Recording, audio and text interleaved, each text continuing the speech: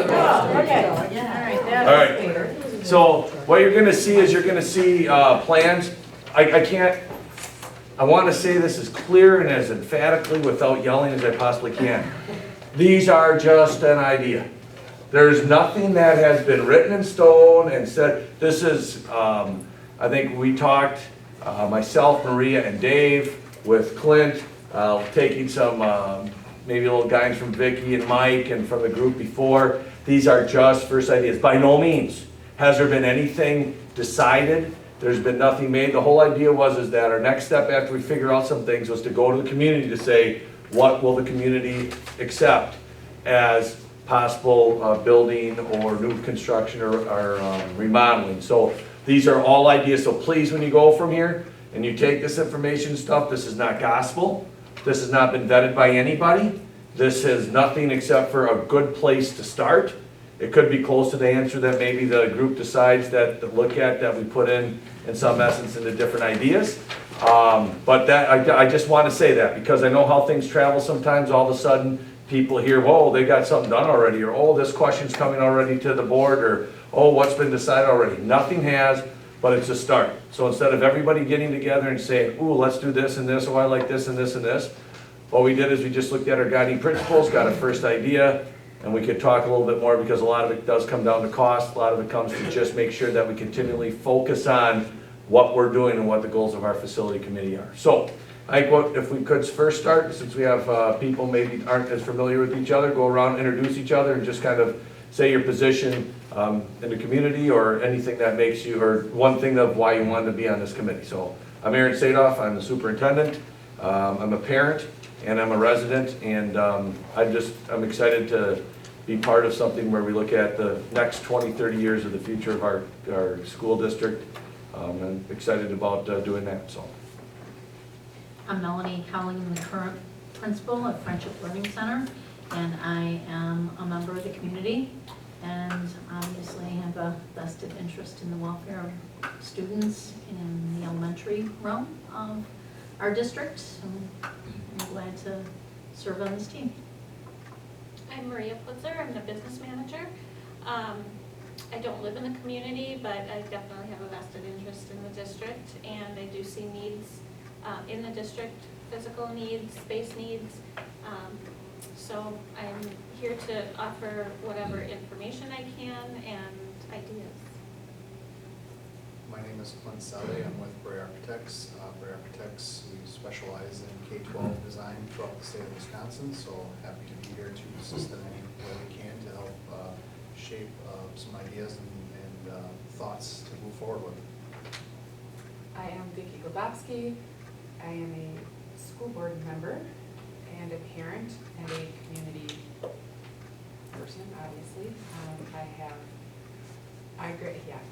Lots of my family has graduated from North Fond du Lac, so I have a high vested interest in this place.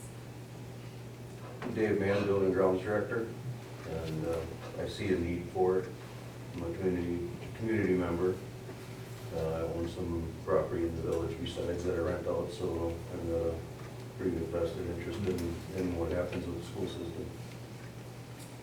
Mary Schultz, I'm a custodian at ELC. I've lived here all my life. My kids went to school here, I went to school here.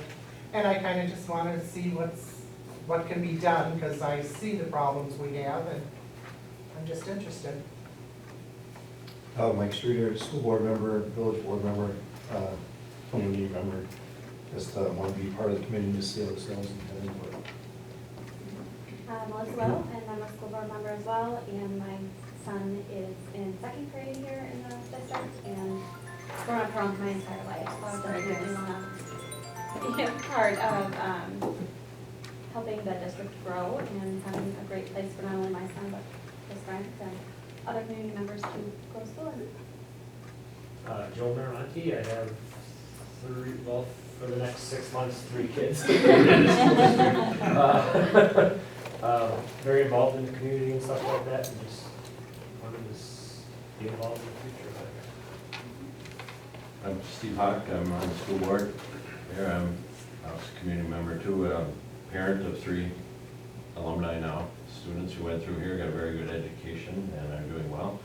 and I just will be here to help support the process.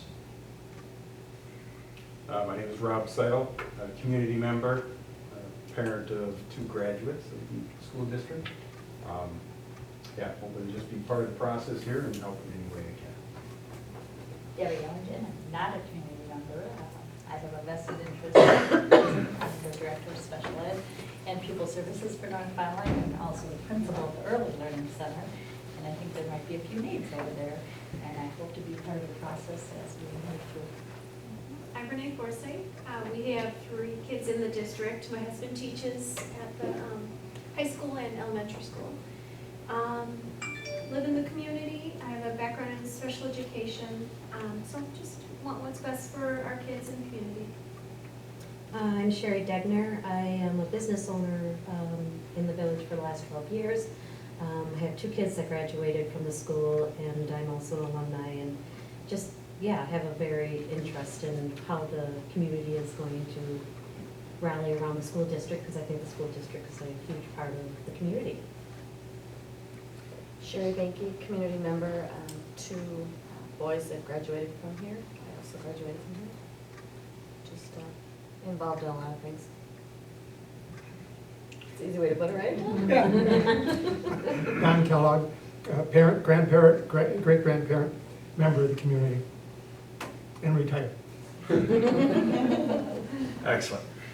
Well, welcome everybody. I guess as we had talked, what I did is one of the main driving issues, or I think anchors that we'll have when we make any decision as we move forward in our facilities committee is that they're all tied to what our main objectives or goals are.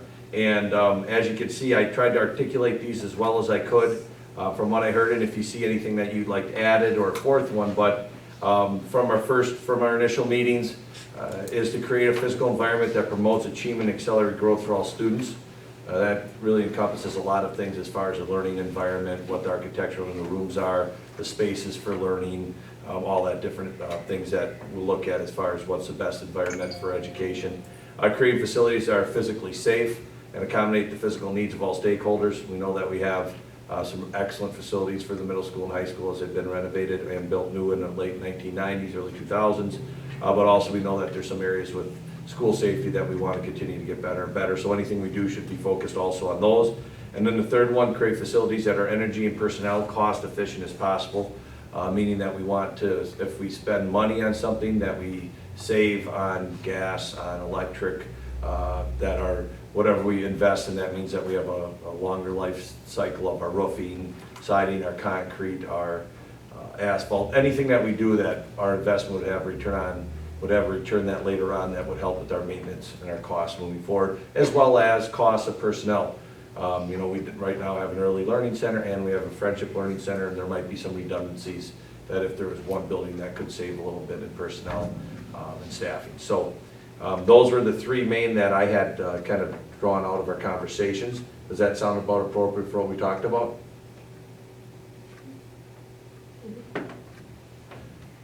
And the only other one that I know that we had talked a little bit about is how it ties into the community.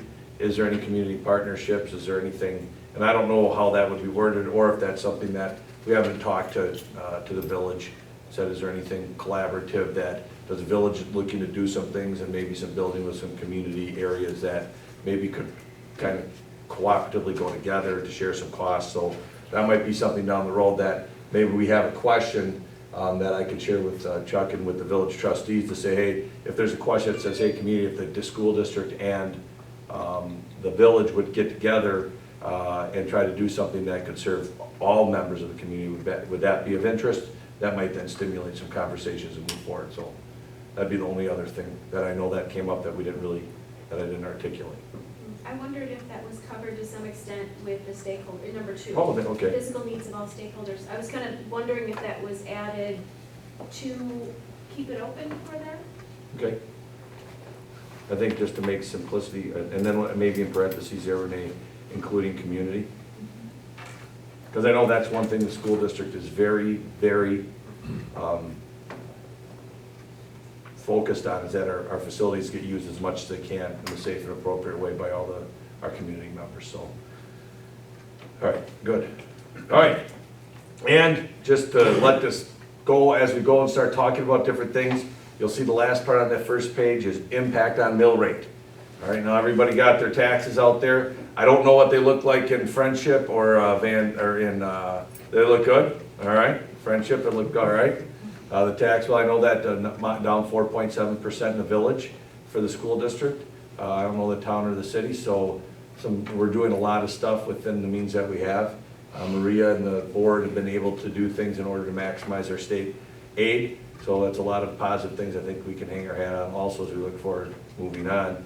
And this is just an idea. Maria's got more in-depth information if anybody is interested that looks at how this would be paid back and how it'd be amateurized over the years of the bonding, if you will. But currently, right now, there's $12.6 million that's on the referendum from the last building project and renovation project that's due to go off in 2018. So if there would be any facilities plans that would go to a referendum that would be 12.6 million or less, there would be no impact as far as looking at what the taxpayers would see moving forward. If it was 20.7 million, what now Baird says that would be impact of 96 cents. Or 96 cents, which would be about $96 on a $100,000 home. And then 30 million would be $2.04, which would be about $204,000 or $204, $100,000 home. All that is a guess based on current projections, but I also know that for the first time, I think the Fed's talked about increasing interest rates. And that money, as Clint will go through and show you, its value of purchasing and building is quite a bit different than it was in the late 90s.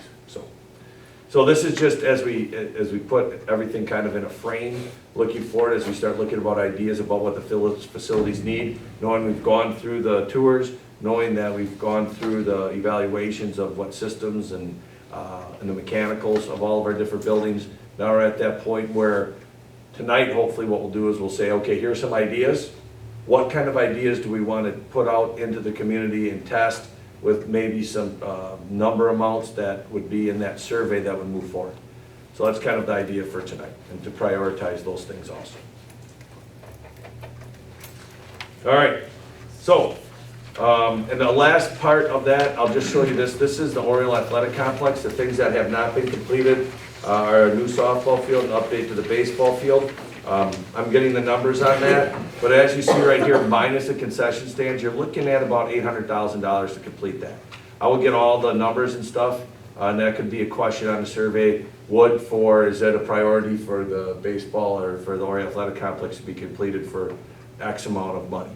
So, but this is just a rough idea of what, if you look at the new softball competition field, this is basically just a plan that's been kind of in the district since we fixed the bleachers and the track 4 years ago. So that's what this is right here, and the upgrades are about $800,000 to $1 million, and then there's options for lights or not lights. But I'll get all that information more so there's more of a tangible number. So, but that's what that is. So that's your entire packet. And moving on now for even more information and overload of ideas, I turn it over to Clint. All right. Thank you very much, Aaron. So I have some additional handouts for you all. And I know the risk I always run when I give handouts is that everyone jumps ahead to the parts that they want to look at. So if you wouldn't mind, let's see, we take half and we'll go one way. I understand. Thank you. Nice manners. We'll give him one, huh? And again, some of you may remember me. We presented a couple different times, almost a year ago. I think the last time I was presented either to the board or this committee may have been January or February of last year, 2015. So we've met with Aaron and his administration team a couple times now in the last few months, and really kind of taking some of the thoughts, ideas, considerations from, again, back about a year ago, and moving into a little bit more detail for many of those ideas.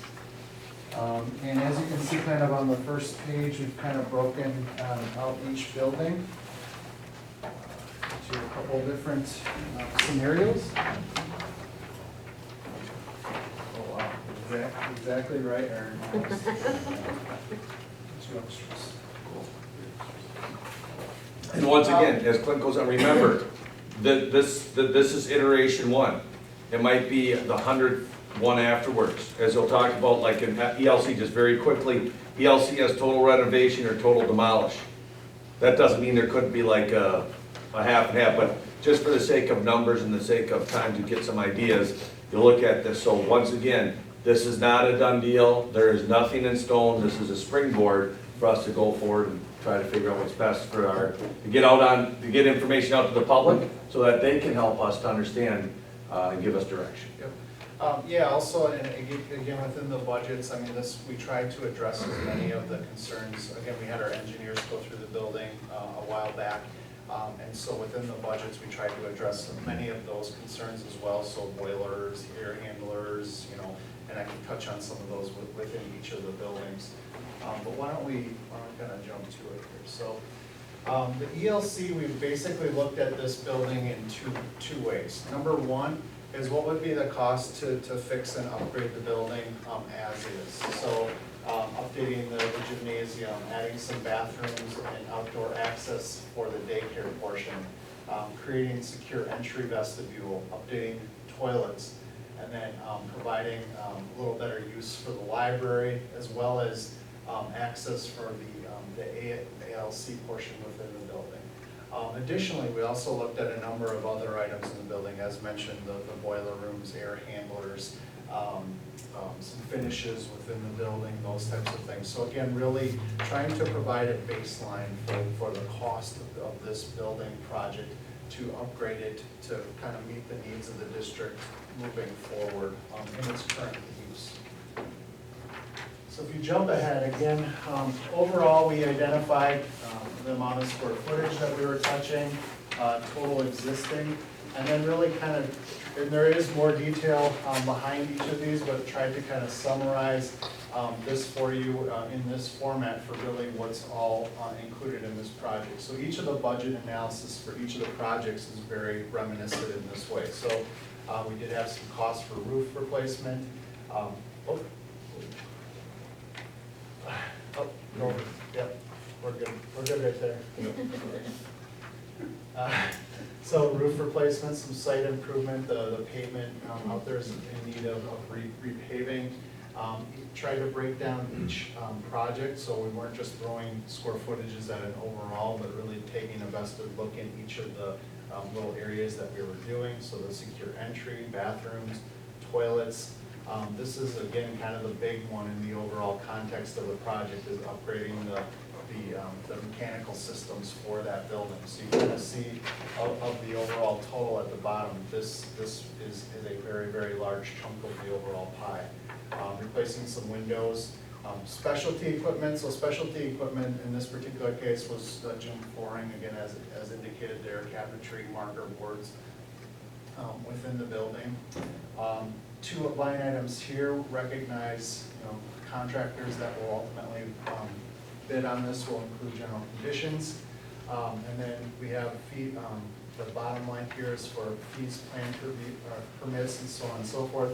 I think one of the big line items within this cost is the asbestos abatement. So we plan to provide provisions within the budget so that we have asbestos abatement included. So you can see kind of a bottom line range there that we included of about 3.5 to 3.7 million for that building. So that asbestos, I mean, that's, whether we tear it down or remodel it, we have to take care of the asbestos one way or the other, yes? I mean, I don't know, maybe that's in here, Yes. but. Yeah, so within the next page of the sheet was to tear the building down in its entirety. And again, there too, that one had a very large number for the asbestos abatement. So you can see the cost itself to tear the building down. I had some fees or some costs in there for site restoration, but a very, very large chunk of this one was just an allocation for asbestos abatement. So again, as you move through the process, what we would do is hire a consultant that would go in, take a look, do all the testing, and come up with an asbestos abatement plan that we would then send out to bid to somebody. And at that point in time, we could hone that number. But again, just recognizing there's definitely gonna be cost in demoing that building. Oh, actually, if you jump back, actually, it was basically $100,000 of this, 142 to 149 was for asbestos abatement. I did have that note down here to indicate that. And the others would be, they're gonna have site fees and those types of things associated with that project. And just to give you another idea is that if you look at the original plan here, there's also, there could be options to take in this part right here, demolish and then redo this and maybe have an alternative learning center. And right now we outsource our special education self-contained to Amity and Waupun and Elmwood and, well, that we own, but we lease to CISA 6. So either we have all or nothing, there could be in between also, where part of the school could be saved and used, and some could be demolished. So but those are just the two main options that we looked at right now. And again, with overall scope, if you were to choose to keep this building open, there's obviously the amount of work that I think we had, replacement of all the ceilings. So there's some things that we could do, but I think we wanted to kind of take a, I don't know if I want to say worst case, but just a holistic view of it. And whether this ultimately becomes the option you move forward with, there may be some things we can do to obviously save some costs overall on the project. Any questions about ELC or comments? Yeah, I do, the asbestos now, they did that whole abate, how much more is there? I mean, because, didn't they pay a lot for that last abate? Yeah, it was like about, how much was it? I wasn't here yet. I want to say between like around $70,000, I think. The last abatement, that's all the ceiling tiles and the flooring. Yeah, But then once you start getting into the walls, insulation, Also now- all that stuff, so, yeah. Yeah, actually, most of the time, the windows actually have the caulking and glazing on the windows actually has asbestos in it too, so it was a great product, let's just say. It was a great product, unfortunately. One thing. That's why, yeah. Yes. Yeah, but it was something, that asbestos that we did that, about 6 years ago? must have been. It was, yeah, it was more so what the stuff that we were mandated to do because of the immediate impact that we had on the environment and the learning. And the other question I had, now, with the daycare, are we gonna run the daycare? I mean, are we keeping that building for someone to have a daycare, or I guess that's one is of the everything up in things, the area? I think you're right on there. Okay. It's one of those things that I think the district could probably figure out and probably. I mean, for run us to one. make money. Yeah, you or know. to break even. I mean, we very well could, but then, is it that facility, or is there a daycare if we build a new facility there also? What is like in the long-range plan, is that daycare something that helps us out because it gives an extra place, or gives a place for before and after school for kids? That might be kind of a nice thing, so. Well, I know a lot of people go to the daycare because the kids go to school. They don't go to the school because the kids go to daycare, you know what I'm saying? Gotcha. So we could have a captive audience that maybe in time if we look at it. But I think either way, that whole daycare area is kind of run down too. Oh, yeah, Yeah. definitely. Yeah, and that's a big question, should we have one or not? And if we do, should the district take ownership and run it? Or should it be another thing where we? Because they make so- good money, I mean, daycares do make good money. I mean, I know it's a lot of work, but. Yeah, good idea. So they're definitely, and I know that one, to your point too, Mary, when we lease to another group that uses our buildings, it gets difficult sometimes.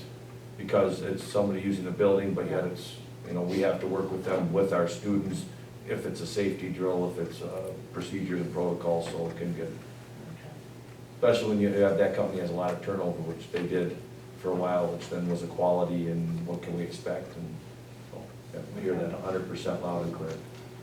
So up in there.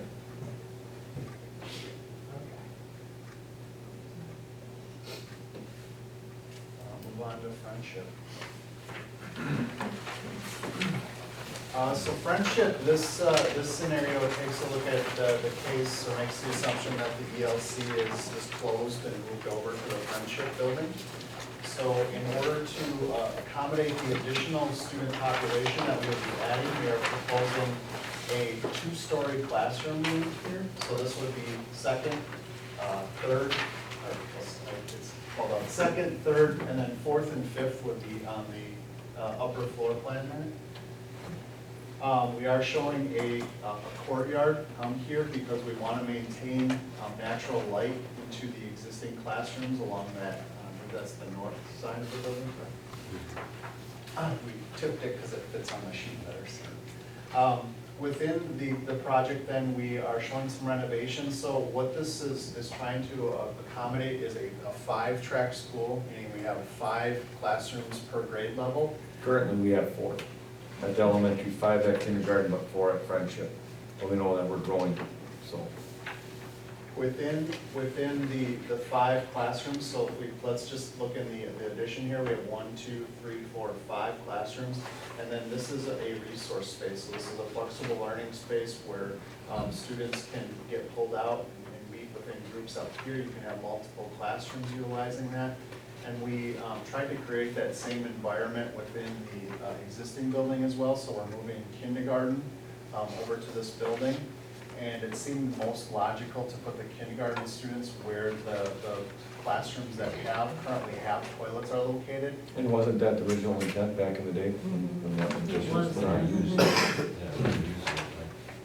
Where we are adding a kindergarten classroom, again, there are only 4 classrooms that have the toilets. Where we're adding a kindergarten classroom, then we would provide some additional storage and toilet facilities for that kindergarten classroom.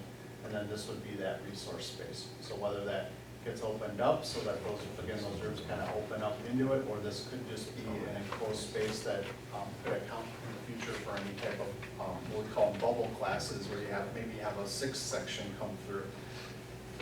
Again, first grade would be relocated over here.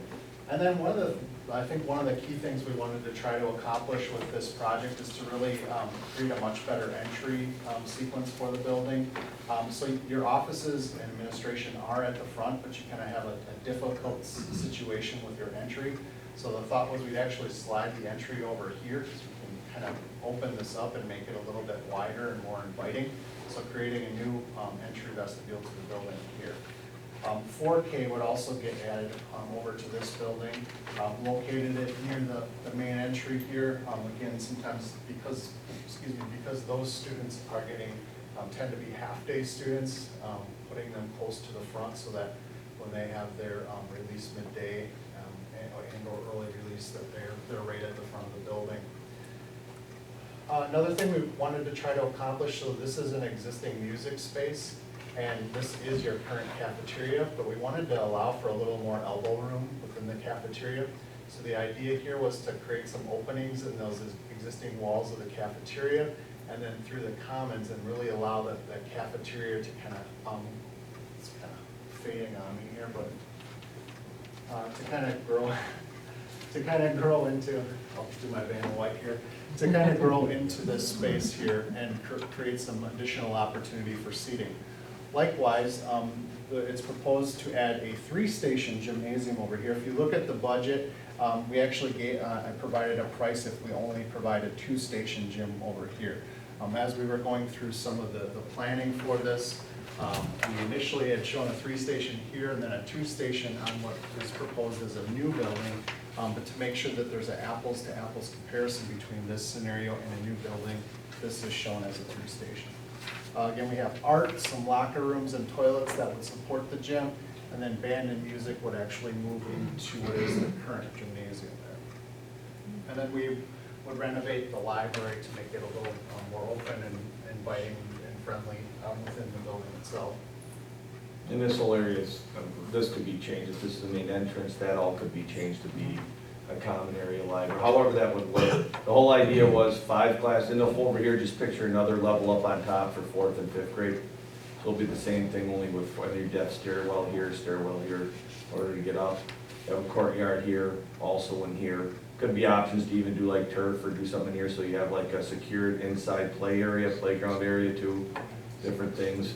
The whole, and having our special room for, we know that we have inclusion, we have EL population. We know that we're overcrowded with space to go do small groups or to spread out.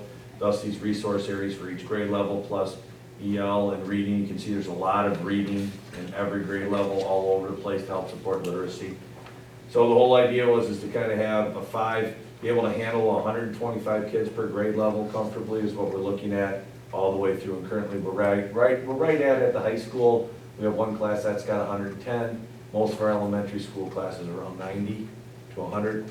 So we're looking, I think realistically, if we continue on our current projections, we probably, I would say, would probably max out at 120 to 125 kids per grade level.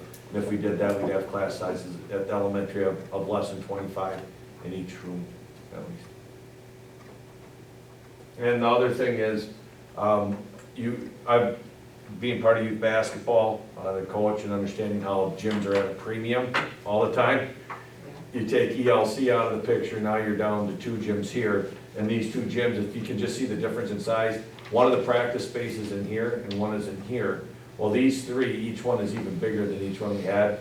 So easily you could drop curtains and you could have 3 different practices at one time. And the idea too is that this right here actually becomes, like you can see a lot of the entries. So one of the issues we have right now with kids coming in and out and utilizing the school, different bathrooms and securing that. If this would be used on weekends for tournaments, practice, Cub Scout, whatever, this is the community side here. Here you have your bathrooms and your lockers. There's no reason anybody would need to ever come over here. It could all be here. So it's kind of to have this as part of the school, but also be able to, for security and also traffic flow, be able to lock it down, if you will. So this is just the side. There's a separate entry and everything just for the use of this when the other parts of the school aren't needed. So this is actually the parking lot though? Correct. And the scrub. Irv subs you go, yeah. Call Irv, yeah, that one that looks like a big truck wash. There you go, Irv subs you go. Is, not to bring up parking, but. But bring it up, please. Well, I mean, if you look at the picture that's on the back of the Oriole Athletic Complex, and then you look at the addition of this, you're taking away a lot of parking spaces. No, well, but in the back too, we can add parking all the way back to that hill. Right, but according to this, you're putting football fields and practice. There's fields. nothing, that's just, like I said, Yeah, that's an architect putting a square in there. By no means is, we might move our football practice over there also, but we have a lot of space for additional parking over there. So when you said, look what you're doing, just let's remember this with the words, it's us. What are we doing? Because once again, that's how, like in your mind, I want you to stay open, like, well, this can't work. Well, sure it can. These are just ideas of 2 different groups that didn't communicate. But if we have this large area, you take that out. We know we need some work with our parking. And the parking can change quite a bit also in the back, add a lot of spaces, that traffic flow, another area coming in and out. But we do have a lot of space back there that we could utilize. I have a question. I don't see early childhood special ed or the Head Start classroom. We were just saying that. Here too. I see 3 4K classrooms, which one could be the 4K Head Start room, but we have a 3-year-old Head Start room and an early childhood special education for 3 and 4-year-olds that I don't see unless, I don't see here. Okay, so I'm just thinking, I have. You want to write that down, Marie? With adding the 2nd floor, I see stairs, do you have to make it accessible? Yep, there would be an elevator. Okay. We're Top right. We're showing right there. Okay. Oh, yeah. Could be down here too. Just as we have brought up the parking and the entry exits off the property, playgrounds, space. Yeah, way all in back, we can redo a big playground, there'll be a lot of area where it currently is right now, and then back towards where that drainage problem is. Okay. No, everything's, I know, but this is exactly what I want, is that, these are ideas, and when we go forward, if there's also that baseball field that could possibly be gone, that current one right there, the kind of, the one that has very few fences, that would be gone because of this addition. But there could be, I mean, all of these things, if this would happen, those things would have to be addressed, and I'm sure that a lot of the grassy knoll area would be turned into parking lots, because a lot of the parking spaces could be changed into playground or different spaces that are needed by the kids in the school. Yep. So can I, on this picture, Mhm. so these houses, we own one house, but Correct. not the other one? We That's own all this, ours. And that's ours? Yep. And that other house is gone now. Yeah. So it's just a plot of land. Right. Yeah. In addition to the current. Outside, that whole north end, that's all grass, that's like out, that's where a lot of like the Phi Ed classes and stuff go, but it isn't in the back area. But once again, just an idea, it could be added on in the back corner. I mean, I guess what the idea is, you're looking, what Clint's done here, if you look at the addition, we're looking at 72,000 square feet renovation, 30,000. That 72,000 could be put in different areas and in different ways, and the price would be similar. So you're just looking at like that first answer, that's, don't get locked into, oh, we have to do an addition on the north side. I mean, you could do a 3-story tower, you could go all out the back, I mean, you could do a different thing. The mindset was, if you look at that first goal of how we can do things for, so we have achievement and for accelerated growth in that learning area, is especially at the elementary area, to have those common areas, but have that space in order for the differentiated instruction and how education's going on right now. So this could definitely change, but this is, I know that there was some sentiment, and there's a lot of very nice feasible space at Friendship. It's just that, you know, it's been added on and it hasn't really copacetically been put together, but this is an idea of how can we take what we have and then add on so that we could, you know, honor the whole thing. Just want to jump ahead into the overall price. Again, the amount of new construction here is roughly 72,000 square feet with quite a bit of renovation within the existing building. And the total building is about 41,000 square feet of the existing total building square footage. So we did have some roof replacement allocated in the budget. Some site improvements, again, to, as you mentioned, some of the needs for playground area and for parking. Again, I broke out each of the renovation areas into their respective areas, as well as this plumbing and mechanical upgrades for the building, again, included here. The new construction, again, specialty equipment. So in this particular case, we're gonna have to do bleachers in that gym, basketball hoops, that type of equipment, as well as the cabinetry, lockers, and those types of things. Again, the construction fees and general conditions, the soft costs, again, soft costs in this particular case also include an allotment for some furniture for the building, again, recognizing that you're building new classrooms.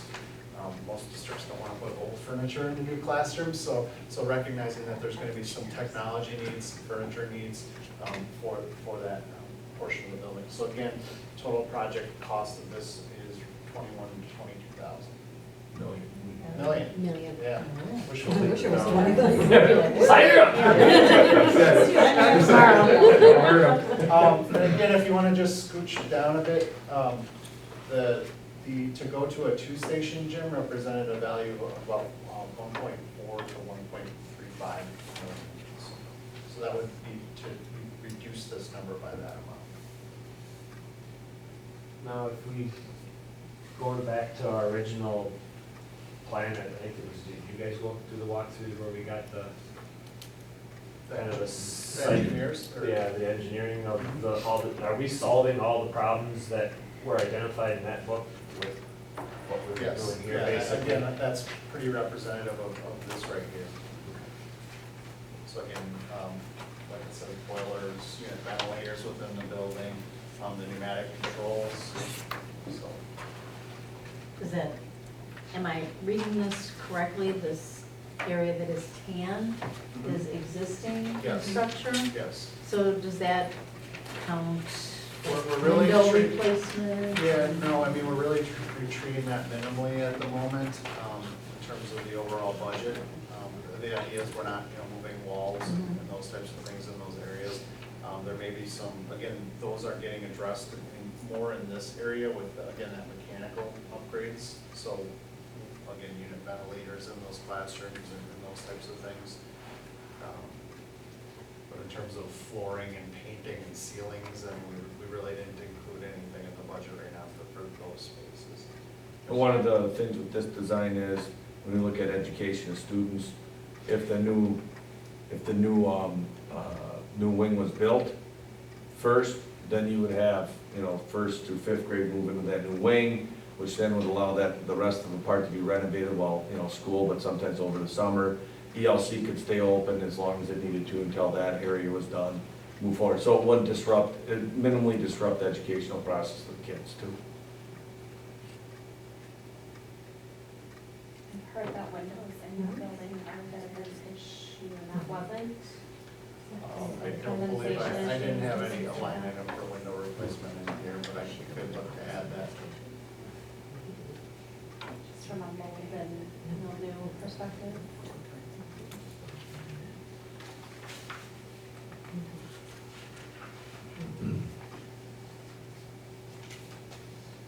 And just kind of putting things in perspective, if we're looking at an elementary school where we serve 600 to 700 students, which this would be, it's a quite big elementary school. I mean, we're talking that would be bigger than anyone in Fond du Lac. So, I mean, just to understand that North Fond du Lac, where we are, our student population is now over 1,300 kids, but you get early childhood through fifth grade, you're looking at close to 700 students plus. So, and that would be the largest elementary school in this area. But we're not big enough, nor do I see the economy scale to have two different ones that are less size. Because I think we've sold most of those buildings already. John Paul Jones, I think, is gone. You probably can't get that one back. But, so this is a substantial building. By doing this would cause, and then when we look at cost savings, I know we could probably reduce one secretary if we had one building. I don't think maintenance custodial we'd be able to reduce because we'd have more square footage to clean. So I think that would be a wash.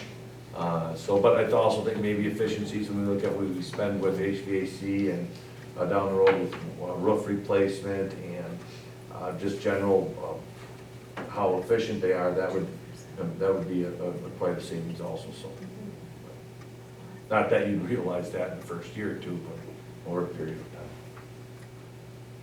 So if we went with this plan, ALC is not in here, correct?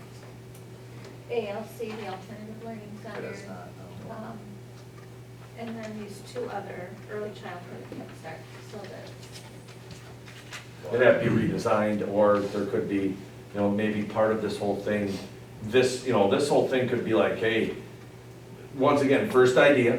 Right. But there very well could be, you have this, and then also do something at ELC and maybe redo like 2/3 of that building. That could be utilized for maybe that Head Start, who knows, or that Alternative Learning Center, so.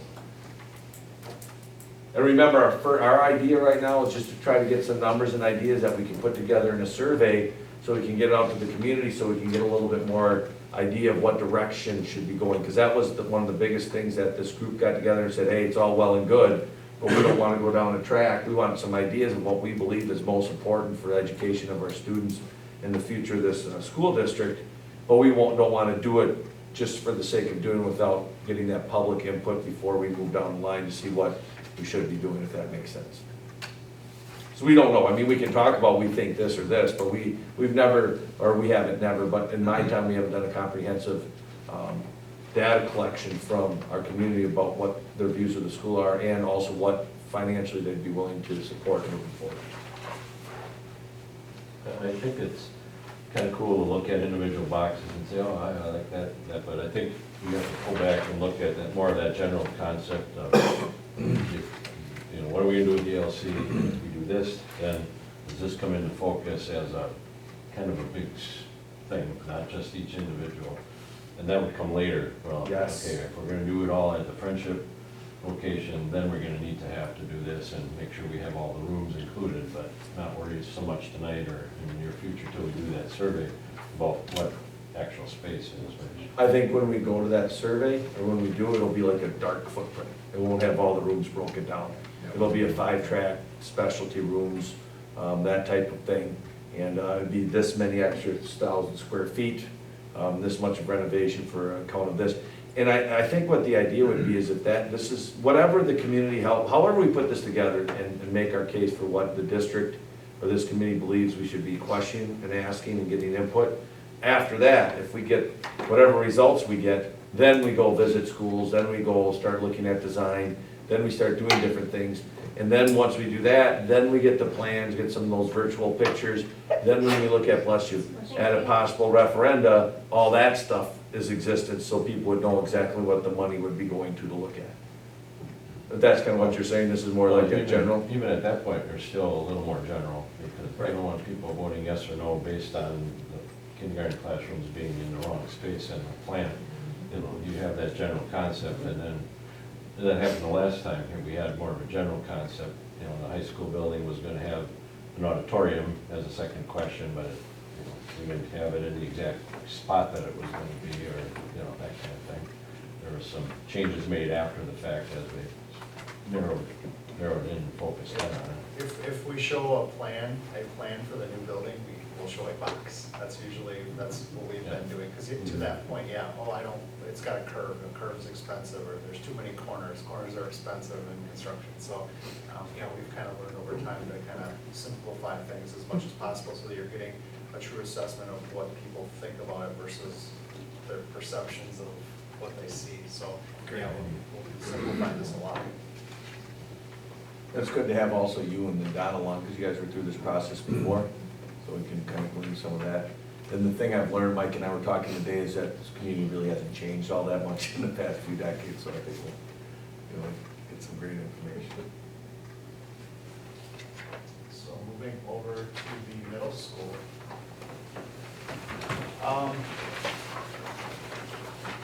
So again, some of the identified challenges within this building are, within the existing building, are really upgrades to the tech ed area. Again, those are some spaces that have existed over time, and both equipment, infrastructure, and those types of things are badly in need of updating. Also, tech ed as a whole is just a really rapidly changing educational philosophy right now. So that would be an area we would want to take a close look at as part of renovating.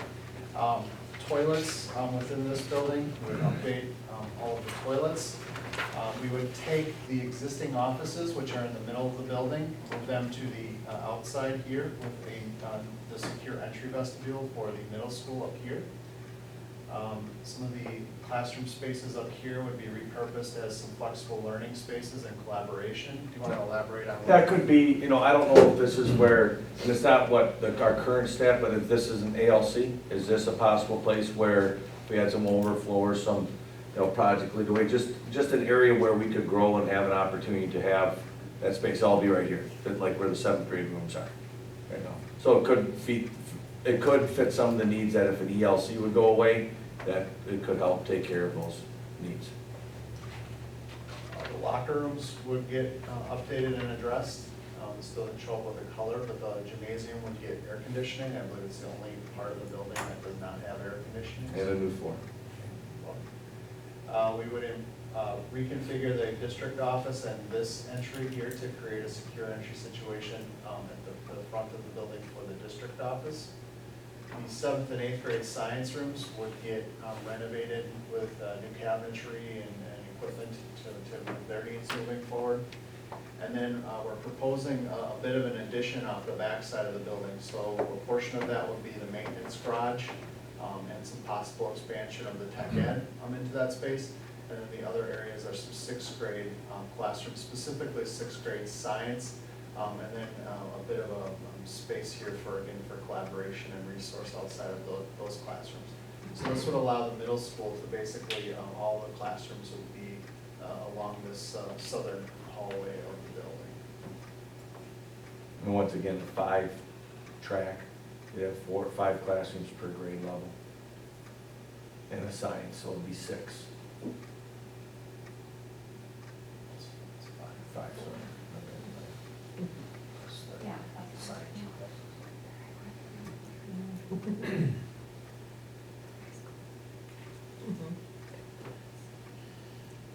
right, and, cost. Numbers here. So again, the square footage of the addition in this particular case totals about 10,000 square feet. The building renovation totals about 20,000 square feet. Again, a large portion of the budget here is addressing the mechanical systems in the middle school here. So we have a total of about 7.4 to 7.8 range for the project. Just want to state that we did also reach out to, is it okay if I say that? Oh, yeah. We reached out to C.D. Smith to just take a look at the numbers. There doesn't mean they're doing any type of projects, but obviously they're a good local contractor to review things. So they did take a look at the numbers, help out with that.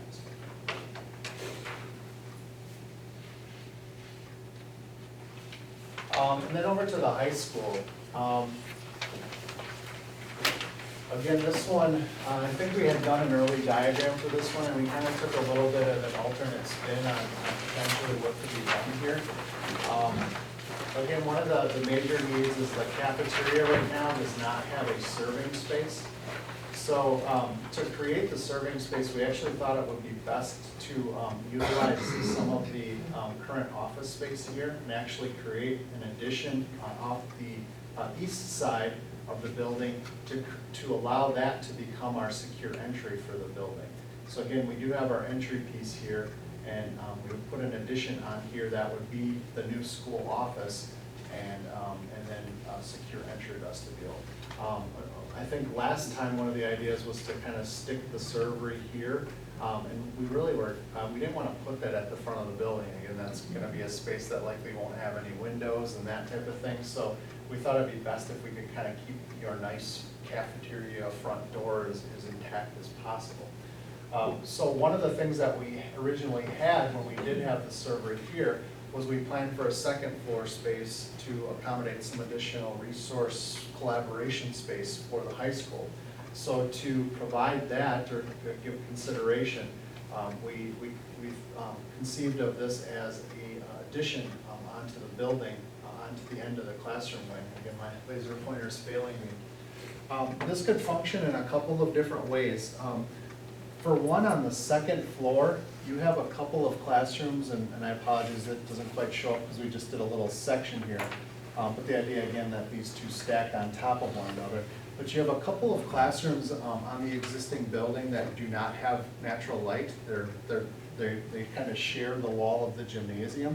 So the thought was perhaps we move those classrooms out here, and within the existing building, we create that collaboration space at the center point of the upper floor plan. So that's kind of in the middle of the academics, and then give these two classrooms natural light so that those kids are not sitting in rooms without natural light. And then on the first floor, again, this space could be utilized again as resource collaboration, additional classroom space in the future. And then there was also some storage needs that were possibly addressed within the science department down here. So we could potentially look at addressing some of those needs here. The final piece of this is a addition onto the weights and fitness area of the building. So we extended the walls out as you see there. That would just be a one-story addition. And one of our biggest needs in the high school with our growing population is that cafeteria. And where the serving of the food is now is jetted out with mobile carts. And if you go up to the high school during lunch, it's pretty tight.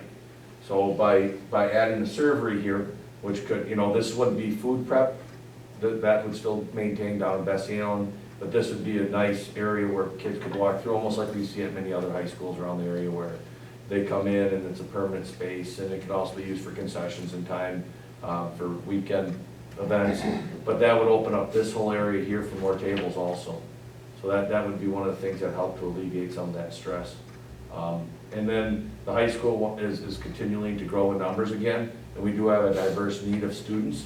And these collaborative spaces, if it would be in the middle, upstairs, downstairs, are significant, especially when we look at differentiating instruction for students with special needs, EL students.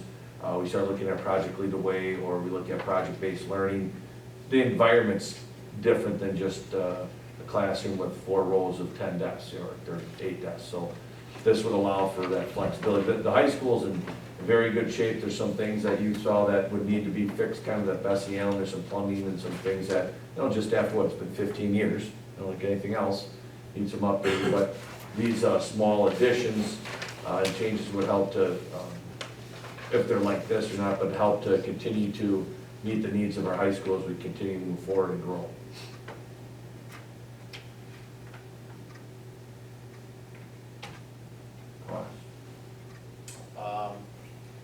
Again, I just want to point out one thing within the site budget here. So we did have some resurfacing of asphalt parking lots as well as the tennis courts included within this budget.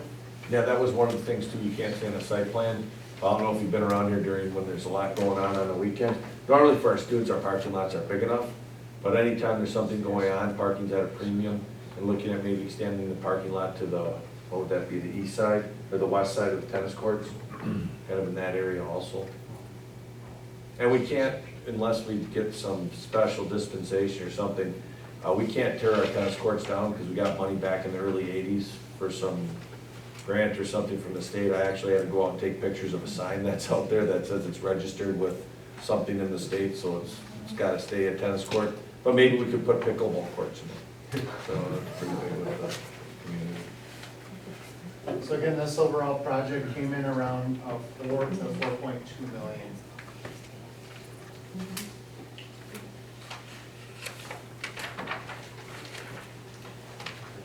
And then the final piece, again, like I said, we haven't gone through the exercise yet of designing what a new school would be, but we always start with the space program. So I just included that for you, so you kind of get a sense of what would potentially be included in a new building. And as a matter of fact, we tried our best to kind of use this as a template as well in what we would be creating again at Friendship in terms of try to do our best kind of apples to apples comparison. So really, ultimately, this program gets us to an overall square footage that we would potentially anticipate for a new building, and then we utilize that square footage to do our budget analysis for a potential new building. And just for the sake of kind of apples to apples, what that would cost, you look at reading, art, library, music, physical education, get the gym space, administration, staff, workroom, cafeteria, kitchen, all those things, the space part is pretty amazing when you start thinking about each grade level, what rooms would be needed, how that would look. But construction, if you look at, we're looking at a new area of 130,000 square feet. What was the renovated area for Friendship? 71,000. Plus. New construction was 70, and plus 30,000, I think, in existing there. So this would be a bigger building, a little bit bigger. So I thought I heard you say, Aaron, you're planning for 125 students in the classroom, and your space program shows 100. Well, that's if it's 20 per class. I just said 25 per. Oh, okay. Yeah, so if you had, ideally you want to keep it at 20, but if we would grow, I don't know if it would be wise to try to do 6 classrooms. That would increase the cost quite a bit even more. But if we look at 25 kids per classroom, it's not ideal, especially at the younger ages, but it'd be a doable thing. So if you have 5 rooms or 5 sections, if you will, for each grade level, you know, if there is 100, then that's 20 per.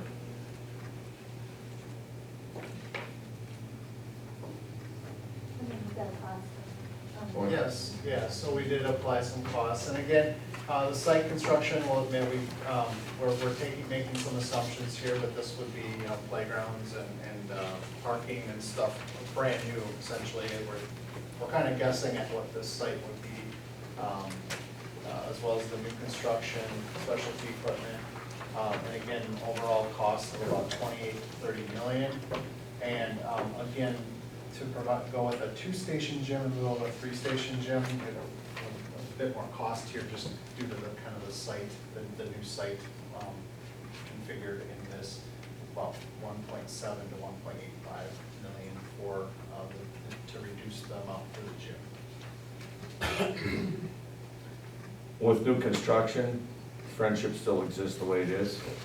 So that would mean there would have to be a plan for how Friendship might be raised as far as parts of that, reconfigured, things like that. So with new construction also then brings in the question for what happens with the existing buildings.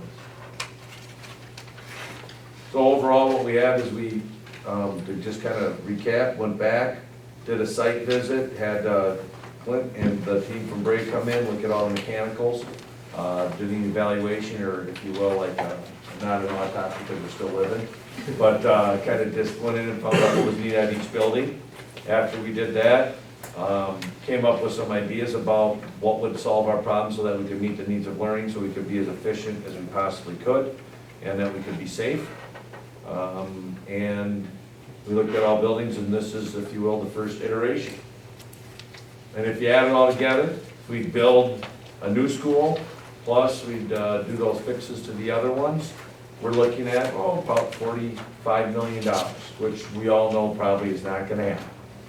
So now the question comes to prioritizing and seeing what this survey should look like, what we should put out to the community for what, to get them put on. Thoughts?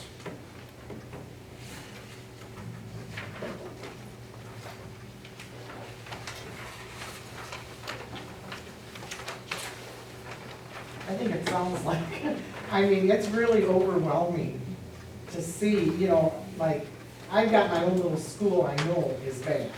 You know, so I know something's gotta be done there. But then when you hear about Bessie Allen and Horace Mann, all that, and how do you convey that to the public? You know, like when I talk to people and say I'm on this committee and, you know, everything's, the only thing I kinda hear is that building should have been torn down a long time ago, you know, is what I hear from people. And I says, they don't even know if they're gonna do that, you know, everything's up in the air, but boy, to convey it to the public, I just think, that's a big job, I just. And if that building goes away, that's 200 kids that we have to Right, fit somewhere else. Right. Yeah. If that building went away, though, it would bigger that space too. Practice football field. Yeah. Baseball park. Could sell it, I don't know what the value is and we buy it, but we still have maintenance also. And so we still have, our maintenance facility is there. The thing is building a little bit behind the school, that'd be part of it, but that wouldn't be 100% solution for what our maintenance needs are for our trucks and, And our one behind the school is more, we listed it as maintenance, but put parking garages for the vehicles. Right now, everybody that uses the vehicles has to come over to our area. And then, was more for storage for, the welding and the wood shops. and it could alleviate some storage for products, but we don't really store a lot anymore. We're more like Walmart, we buy as we need instead of getting cases and cases a little bit, so could alleviate a little bit, but. So all these things have different parts when they get together, but first answer. I get the feeling like she was saying that if you tell people that you're gonna stick money into that building over there, they're gonna say, are you crazy? That's my first thought of it, you know, but at the same time, when you're telling them, okay, now we gotta find a new place to put 200 extra kids, it's gonna cost you $20 million to do it that way. That's a tough one. But putting, my personal opinion is putting any money into that building is putting a Band-Aid on a heart attack. You know, it's just, you're not solving any problem. You just kicking them down the road. If you wanna look at the future, don't put anything into that. It's gonna cost you more in maintenance and continued problems than what you're ever gonna save out of it. Just personally, I guess. No, but that's one of those questions, you know, looking at, do you think that the early learning center should be something that be considered for renovation, or, I mean, those are things that's with Bill Foster. What'll happen after we get all this input is, I believe it's Vicky, Mike, myself, Maria, and Dave will get together with Bill Foster and we'll get a survey that you guys will see. That'll have some of these like, here's some, what do you think? And then we can tear that apart a little bit and see, kind of like get that idea of what the public thinks. And I think what you just said, Joe, is a great thing for us all to sit and say, what would I support? Because I'm part of this community. What would I support? You know, and as you guys know this information more than others, so you have all the information where everybody isn't gonna have as much information or an understanding of things. But so what your gut feeling is, does have a big impact. And if it's something you can't believe in, as part of this, you know, as part of our committee, then that's something that we have to continue to talk about to find out what there is. Because you guys are very good, I think, cross-section demographic of our community.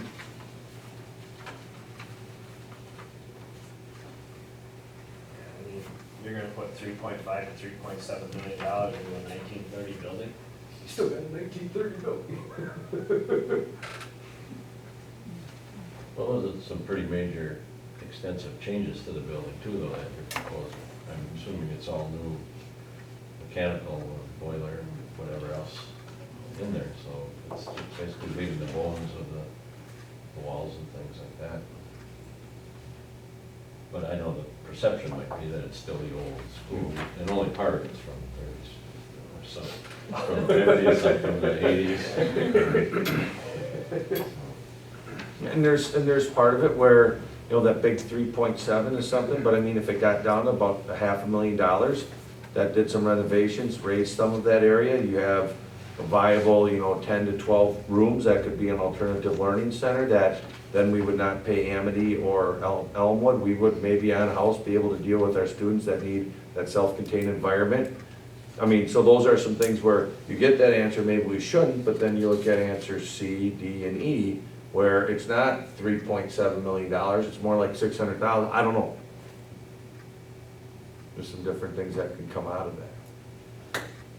Are we gonna be the ones that are gonna be making that decision of how small of money we're gonna spend on those buildings? Or is that just, like, are we gonna be the ones that are deciding for early learning center that is just going to be that 12 rooms, or how is that, I mean? Well, here's what the process is. So what's gonna happen is we'll get ideas. And then Bill Foster from School Perceptions, who does this, I mean, he is so well respected, and the information he is, when we've met with him, the data he'll get back will help drive us. We just have to figure out what questions to ask. So when we get, I can see something at Early Learning Center, and I can see, you know, if it to renovate would be 3.7 million, to eradicate or raise would be, you know, $300 and some odd thousand, or for a different amount, you know, for if it, $1 million renovation that could be used for X, Y, and Z, how would you rank what you would support most of those? We get that information and data, and then once all that data comes back, then it's the job committee to put together an idea, questions that then would go to the board, and the board then would inherently decide, okay, what should we put as a referendum question, or questions? So the first thing is to get that data and information feedback from the community, and depending on how long this takes, that could be in March, could be in April, it could be next fall. And then however this accelerates, I mean, we have a window where we're okay with what we have right now, but we may very well need to get mobile classrooms next year at Friendship, get a trailer or something, because we're pretty much busting at the seams there. So we're definitely at looking at some space needs and different things. But I think that would bode well too because this community, I think, says you gotta prove you need it. Don't just ask for it, you gotta prove it. So, yeah, the process will be just finding a way to ask those right questions, which Bill Foster is very good at. And then once we get that data, then we can start to say, okay, we're the educational experts. We have more information and knowledge of what's needed. We'll put together these questions based on this information, go to the board, get that, and then that's where that stage comes in of, now we go out and try to, I mean, the school district can't lobby for yes or no. They can lobby for information, get it out there, but that's where different groups pop up. And that's referendum, which could be in the fall, could be in a year, could be non-existent, who knows? But we're going down that flag, because we'd have facility needs. And that, we started this process a year and a half ago. We know we have them. And we know that we have $12.8 million or $12.6 million that's coming off of the taxes. So there's this window where we can start to maybe hopefully take advantage of some of those resources for our kids. If that makes sense. Yes. Now, question going back to the increased impact on mill rate question, now the $96 on a $100,000 home, is that going back to without the 12 million? Or is No, that that's addition with. to what we got? That's total. So if you go to $20.7 million, Uh-huh. that's what the impact would be. So it's that extra $8 million. After the 12 point is. That extra $8 million would cost 96 cents. It's in addition to the 8 It's in million addition to added the, that's the addition of $8 million onto what we currently have. Correct. Yeah, okay. Correct. Yeah, just think of each of those as a total project cost, and, I mean, they're, so you're doing a $12 million project, a $20 million project, or a $30 million project. Up to the 12, we wouldn't see any increase, but if we Right. had the extra 8, then we see 96. You're talking like you're from Madison or Washington. There is an increase. It drops, and then you increase it. Yeah. There you go. The drop part is what we don't see. That's how people will look at it. So, And here's the that's deal, fine. this is what's so great about this process, is that this community, if they don't want to invest in the schools, and, because we do have issues, and Mr. Kellogg's 100% right. If that's what the mindset, we're going to, which will help to really dictate how the schools move forward. And really, that's what I'm really excited about, whatever that is. And if that's what, is that's what the community desires, that they say, you know what, we'd rather have the savings, and you figure out how you're doing things, because you're right, 100% right, it's the taxes would go down $1 or $2 on the mill rate, so that would go down, you're right. But the whole idea is that you can maintain, because this stuff costs money, and it costs resources, and I truly believe our schools, North Fond du Lac School District, is really a driving part of having this community continue to grow and to flourish. So, but you are 100% right, and that's what's so great about this, whatever the community says, because if the community says, you know what, this costs money, we don't want to spend money, then we change our strategy of how the schools will develop and go forward. Just as simple as that. But you're 100% right. Have we, and I missed a few meetings, but have we gone over birth rates and what's happening as far as growth? And the other thing has anybody looked at, because I've been on a few years, 15 now, but how about grade configurations? Right now we have K-5, 6-8, and 9-12. No, we have early childhood through 5K and then 1 through 5. Okay. Yep. And then 6, But, 8. you know, there are multiple types of configurations that you can do. Mhm. I know at one time they looked at, how was that? I forgot, but a smaller, an addition over there, totally separate building. So, you know, I think there's a lot of options that we can look at, depending on what, you know, the projection of growth and educational needs. That obviously is changing all the time too. And the growth, we'll get some data and statistics on that. We have been stagnant for the most part. If you look at our enrollment from 2000 till now, birth rates are similar. Our biggest growth, we had 32 Hispanic students moving in our district. So we saw 70 new students, which our birth rate's not even close to saying that that's gonna happen. So as we continue to look at our projects, predicting those things it's a little bit different, but we do have, I'll get that data of the past and what it looks like. And there's different companies that do that also. The more statistics and with the new world of open enrollment and vouchers and things like that, so. So with the new school, if they were to move forward with no ELC, there isn't room for daycare, and they currently, in the new plan, right? And they currently do pay us rent. What does that look like? It pays in the about grand $2,300 a month. The reality of it, that's probably what pays for running that Then anyways. 17 It's plus? more of a Okay. service. I think it's a break even for the district because, as you guys said, they take their kids there because it's a service that it's close. And most people, you can't explain it to them, but it isn't the school district's daycare. But people think it is, so it is what it is, so. But that's another thing that we look at. Does the district then ask that question? Should the district also build a daycare? Or is there a different entity that would like to build a daycare? So I don't know, because I definitely think there is I even look at our staff. How many babies coming in? I mean, if we had a daycare, and if we had a daycare that was seen as more, if the facilities were a little nicer and there was more projects or more programming, I think we get a lot of our staff to take their kids there too, which could also help you to maintain and to recruit high-quality staff and keep them also. So that's another great question where that isn't part of it. And we should definitely, when we look at developing that survey, could go from there. And I think also we look at, to your fact, what you said, Mr. Kellogg, is a great thing about asking some of those questions about structure and things, not maybe so much in there, but to take into consideration, would this be something that would be palatable to add us X savings if we would do it? Is there, I forget now, I think it's state, but with the whole referenda changing out there, like supporting, I mean, that's been kind of in the news a little bit. Is Yeah. that going anywhere? Is that? If it does, it won't impact us.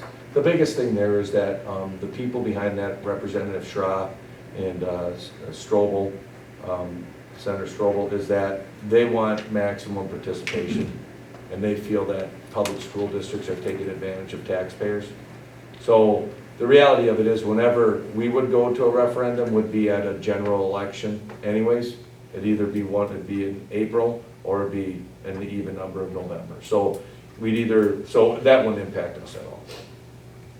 The irony there is actually presidential gubernatorial elections generally yield more successful referenda. So the idea that you're sneaking it by is not necessarily always true.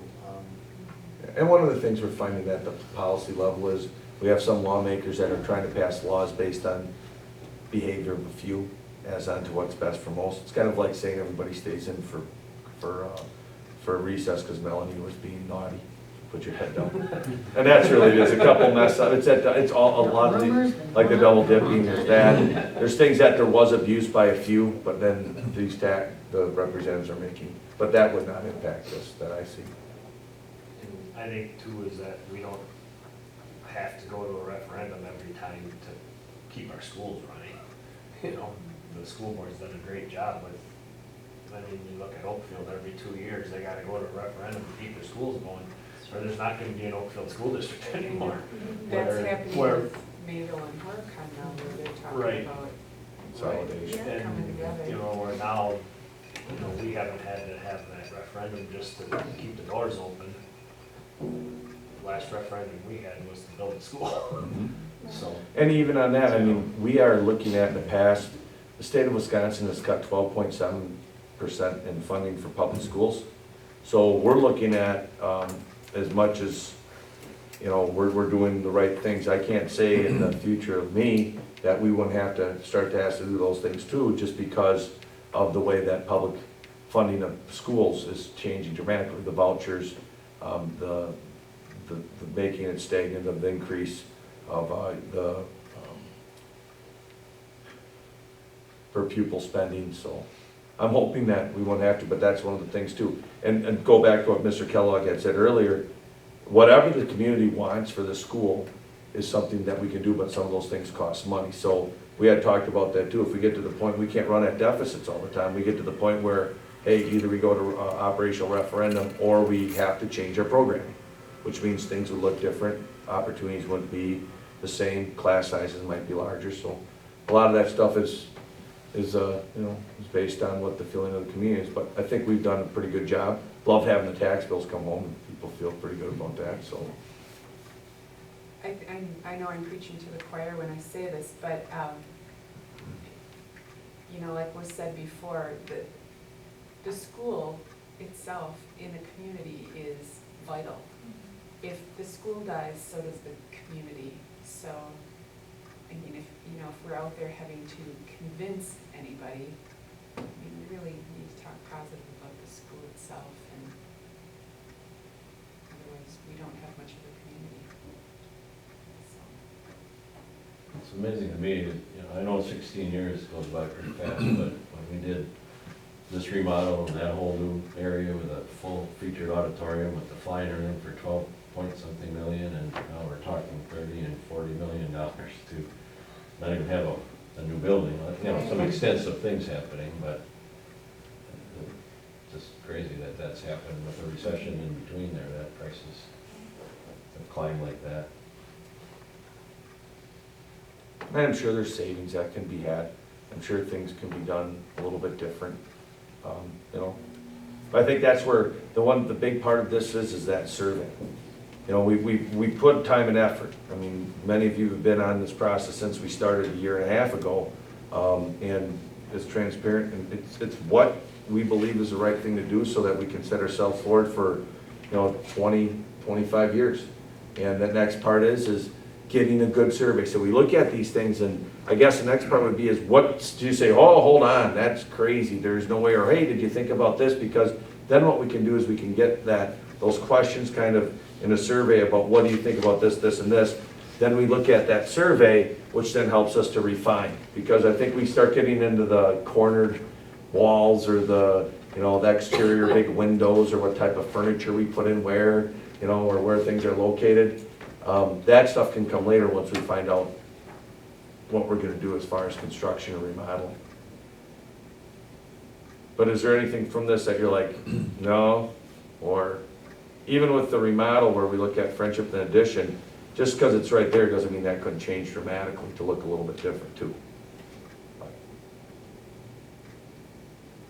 I'm still, forgive me for asking this question, but I'm still a little confused with, I hear you say it 20 times, with really what we're doing. Are we, I mean, we have to make, this committee has to make kind of sort of a decision as far as what way we're going, right? Are we gonna do this, are we gonna do that, are we gonna, so then you can at least get some numbers out there and, you know, maybe we don't like this, but, you know, what about this, or, do you know what I'm saying? Mhm. So I feel like we're spinning our wheels and not going.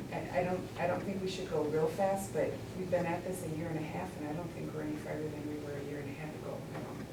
I mean, I know we have numbers like this, but.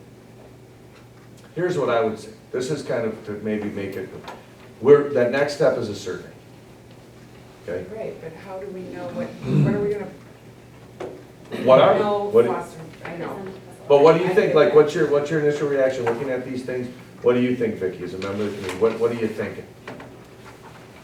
Well, without crunching numbers and everything, I think we probably have to go with either remodel or doing a new Friendship, and I don't know, after that. That's my first thought. That's the way I feel too. The high school, I think, could probably be last on the list. I mean, if we can afford a little bit here, a little bit there, I'm sure with all of that too, but Friendship is, we have to do something because, yeah, you're busting at the seams and, I don't know, I mean, daycare we can figure out, but I agree, I know just Fondy, I don't know if that school district actually owns that daycare, but they love that daycare because it's close to them and the teachers use it and it's the teachers' daycare, basically, you know, so I mean, I think that's a very nice perk for the teachers to have that, let alone the rest of the community. So I think the other thing you have to think about with the survey is it's an education tool. Because the toughest thing about boards and committees like this is you have to reach 6,000 people, you know, however many are gonna vote. And you can have community forums till you're blue in the face saying, inviting people in. But that survey is gonna reach the most number of people, both in terms of who takes it and who does not.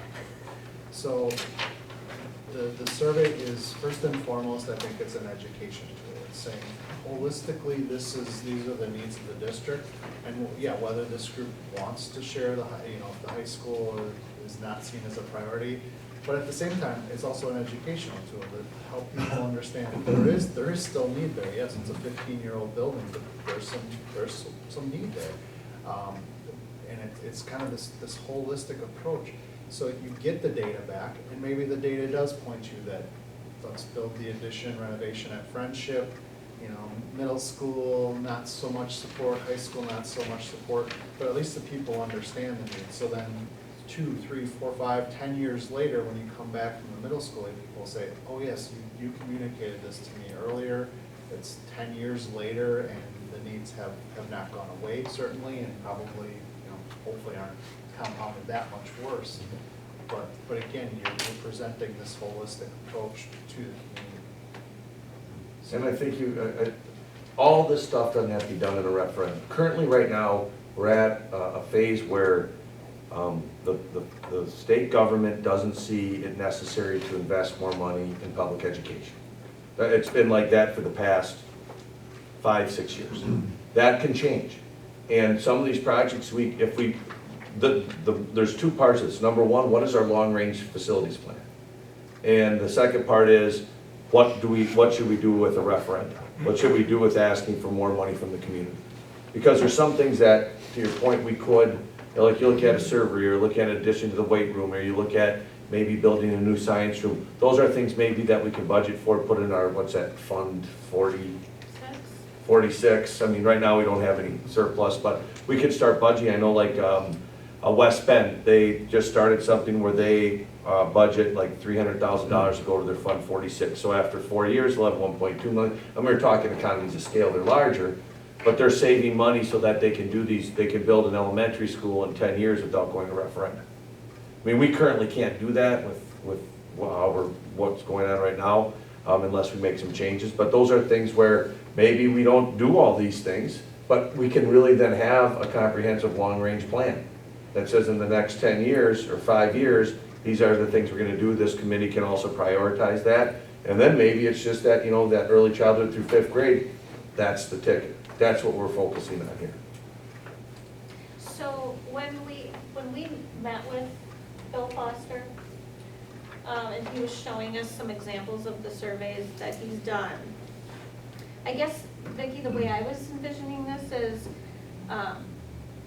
having different buckets of questions almost, and then how it will affect your mill rate. Like, you know, Bessie Allen, all of these improvements will cost about $7 million, and that would affect your mill rate whatever cents. And then Forest Man, it would cost $4 million. Would you support a referendum that would increase, you know, to do all these? And then the total at the bottom, you know, once you have the early learning center, maybe it's $2 million. And then Friendship is $22 million, and the total might be $30 million and $2 on your mill rate. But then we would know what the community, how they've prioritized. For all of the above or some of the above? Yeah. And to the how point- they prioritize it. To the point what Vicki said, another thing is, as Clint also said, this is an educational piece. So when it goes out after the facilities committee has been meeting, we have found these needs. This is the history of what's gone on with the district as far as large building and borrowing referenda. This is what's been going on. This is the building that the district's done without going to referenda, because we have done some of that too in improvements. And the priorities are, you know, early childhood through 5th grade, you know, and then these other areas here. Now here's a survey, so it informs that, hey, we're looking at this is what we deem as a #1 priority, but there's also these other things that we see as part of our long-range plan. And then to Maria's part is, in that bucket, how do you feel about those? The other thing you could consider doing is breaking out the mechanical, plumbing, and electrical portions of this. And saw that. I wasn't gonna hit you, Melanie. It looked bad when this happened. But just say to upgrade Friendship is X amount of dollars to replace boilers and those types of things, you know, would you support that? So again, maybe what ends up coming back is they support a Friendship project and maybe improvements to Bessie Allen's, you know, plumbing and HVAC and that type of thing. So again, you always say, I always think, like, what's the do nothing scenario? And the do nothing scenario is maintaining the status quo and upgrading, you know, what you have. And the reality is there's cost to that. I was kind of thinking with that, because when we reviewed what we're paying out every month for maintenance and repairs and that boiler system, which is an insane amount of money, I'm thinking we're gonna see huge cost savings. If we input the money into that, it's gonna be upfront, but monthly will be. But Melissa, nobody knows that. Returns, right, but that's where I was going with. That's why the that's everything we're doing, education. is you go and you tell That's them. something the community I think needs to know. Yeah, because none of That's us part know of the that. education thing that Right. he's talking about. I don't think you people know. even realize that the plumbing is bad, or that That nobody we have has to any. contract out somebody to fix Yeah. the boiler. And that's why we've had an inviting, put the stuff out there, if people aren't, we have to do the best that we can, so when we, and I think that we're gonna get some, I mean, we go out and we educate what it is, and people are going to, I think our district has been pretty open, pretty transparent, and there's, the skin in the game here is for the vitality of this community. You know, we have ideas and we have things we wanna do better, but, I mean, there's no, as Representative Stroud would say, we're not trying to hoodwink anybody. And he said that over and over, you know, what we're trying to do is educate, because that's what will be great about this. And we can have open, at that time, then we have open houses again, where you wanna come and check it out for those people who don't really, you got plumbing problems, friendships, ELCs like that, that's where we go on a tour down and look at all the stuff. Yeah.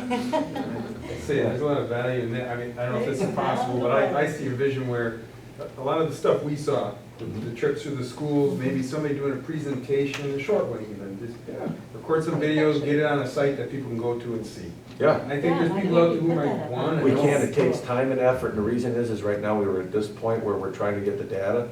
So once we go out and we get this, there's also a window time. We don't wanna do something now and then have no action for 2 years. So if we're gonna be doing something as a group, we plan it, and then at that point in time, we can do videos, we can do meetings, we can do all that stuff. But that should, once we roll it out to the community, we got a problem, we got an issue, I would say the timeline would have to be within, 6 months to a year that we would be going to So it's still a reference, so it's fresh, and it's like, hey, this is an important thing. So I think, Do they need to know, they need to know this information before they get the survey? survey will help them understand it, because we'll share that with it in there. It seems So- like you can only get so much across in a survey. But I can tell you what, if we hold meetings and we go out, Right. but at least that survey then, when people are around, they'll start thinking, well, I got the survey, what's this There you go. mean? Maybe it'll Should I get- go ask some more questions? And then that will help to, I think, be a catalyst. I don't know, when I went down and saw the furnace, and Yeah. that was pretty scary. I think if you showed a video of that, people really would be like, wow. Yeah. That looked like Freddy Krueger kind That's of. what I always think. Find a sweater down there or something. Yeah, it's pretty rough, but I think people don't realize how scary it looks. And that's one of the things, we put it in, this committee sat and looked at those things, we're gonna put the information out. And if people are gonna think that we're not being honest, or that we need more, that information will also come on top of it. And And- then beneficial to put a link to where you can see a video tour of Yes. the high ticket items in the survey. From, if you want to see what these things look like, go to the. That's a really good idea. That is. Yeah. You're good at videos, so. I knew that was coming. Put it on the list, Eric. I'll joke. Yeah, send me some of that paperwork that I need to get done for next Wednesday. And I think, Yeah. I think going ahead and worrying about what people are gonna say, I think is premature. I think what we do is what's best. What do we think is best for our schools and for our community and for what we've got right now? Taking that information, get that together, and then do these things, educate, and, there's that saying that you can't want for somebody that they don't want for themselves, so there are some people who are gonna wanna know and are set in a certain way, and that's okay. But there's also people, you'll probably have like 60-70% that want to learn, and we'll provide that information. I like the idea of the tiered questions, in that survey too, because then we're not wasting any time after that survey comes back. If it's clear that people think we should keep ELC, well, then that sends us in the right direction there, rather than having us decide if that should be the question, or the thing we should do, and then propose something after that. So I like that, the buckets or whatever you call that, where where you get a feel and see, well, what seems to be trending here as a possible acceptable solution to the community. Because from what I remember from Bill, he's pretty spot on when the Foster, results yeah. come back, Bill Foster. With, and what were, I was gonna ask you to talk about the examples of the other districts where, It didn't work? well, where he told them what you should expect and they did. Mayville. Mayville's a blaring one of those where they said, here's what the data came back, should ask for this. They said, no, we're gonna ask for, more. Failed. Miserable. There was another one too. Heel Pool, that one, they're showed signs for support, and I actually don't know, he was gonna call them and find out why, but yeah, I mean, there's just been a couple of examples where it hasn't.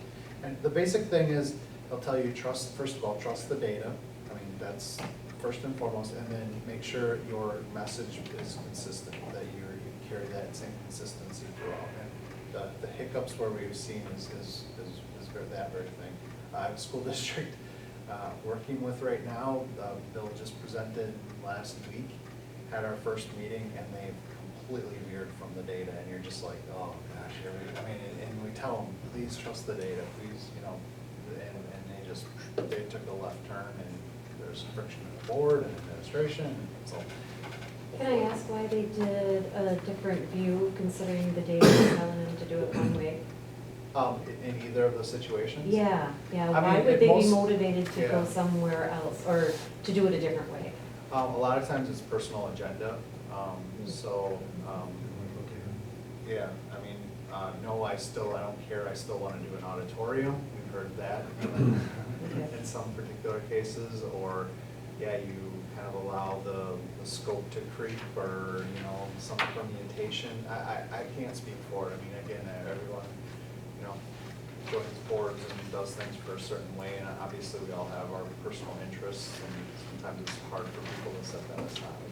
Well, sometimes I think it's just that there's people out there that just don't wanna know and don't care, and we know, and so then you're just like, yeah, but we need that, and, you know, but it's obviously not gonna be supported, so it's like what we know and what they know, if they choose not to know, are two different things.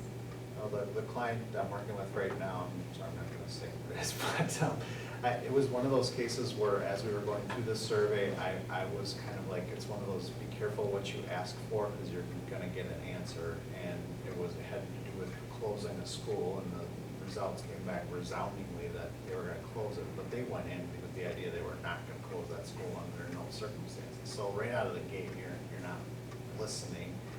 And they have political reasons why they don't want to do it, but then if that's the case, don't ask the question.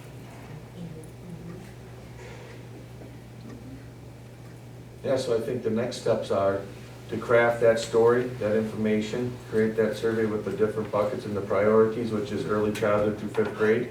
And then we can kind of mull those other things. And I would say that we could probably meet and by early February, get back together again and have that first survey, tear that apart, and see where we're sitting at that point in time. What do you guys think? What do you want tonight, Aaron? What do you guys think? Just initial and kind of guidance, because you and Vicky, myself, and Maria, and Dave will meet with Bill, or talk with them. We'll kind of get hammered out survey.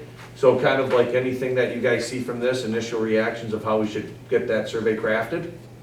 Well, I think the high school is gonna be kind of a hard sell since it's so new. So I think that's gonna be a real problem, you know, to throw that out there, that everybody, even though it's only 15 years old, will be like, are you kidding me? You should have thought of this originally, you couldn't see that originally, But can you still put it on the survey so people, That's the last one. Yeah. right, you know? You know, and what you're saying, Mike, I think if we carry that around, because because you're thinking that too. I mean, we're all got those things, and I do too. I'm thinking, okay, if we had to prioritize, I think that would probably be the third or the last one that you prioritize. And maybe we state those things, would still give people an opportunity, because that then can be part of our long-term plan if we don't do it right away. But at least people kind of know that, but. I mean, friendship would probably be an easy sell because, you know, we're getting that influx. And, I mean, you know, I think that's gonna be easy to sell. The hard part is with early learning center, you will tear it on half and keep the good part, and utilize it for daycare or whatever is the school district. I think that's a good question. If school district interested in running daycare, Yeah. you know, that's, because that would be a perfect spot for it. That would be my main focus, friendship, not including the high school. I mean, is there that much of a concern with moving the school offices? I mean, At Bessie Ellen, is that a huge concern or? for Bessie Ellen, for sure. Not for us. Yeah, see the Bessie Allen ones, you know, the addition areas, yeah, I know they need a bunch of that stuff, but right now, what we got now, we're surviving with. Where you update The learning environment for how, I mean, you look at how students are being taught things, it could be different. I mean, we don't have that, you know, those cooperative Yeah, and learning spaces, but you're by definitely far, right. the science rooms need to be changed from high school science rooms to middle school science rooms. You know, they're significantly, they're still set up as high school sciences, you know. Linda and Brendan do spectacular work in with what they're given without, you know, but that stuff could be updated by far, you know, but like you said, we're surviving with it, it could be done where, you know, maybe some of that stuff is done as part of the renovations, because you're gonna have to do, like, you know, all the plumbing and stuff like that, when we were talking, there was that, okay, this stuff is stuff that we can't just build into a budget, an $800,000 roof. And it needs a new roof. You know, That's an that easy sort of sell. stuff, That's and an easy sell, yeah. that stuff, exactly, you know, where you kind of put that on, and maybe the maintenance garages are kind of held off for a little while, and, you know, okay, if you gotta break up a part of it, break up part of Bessie Allen, we would say, this is the stuff that should have been done when we did the high school, but we didn't.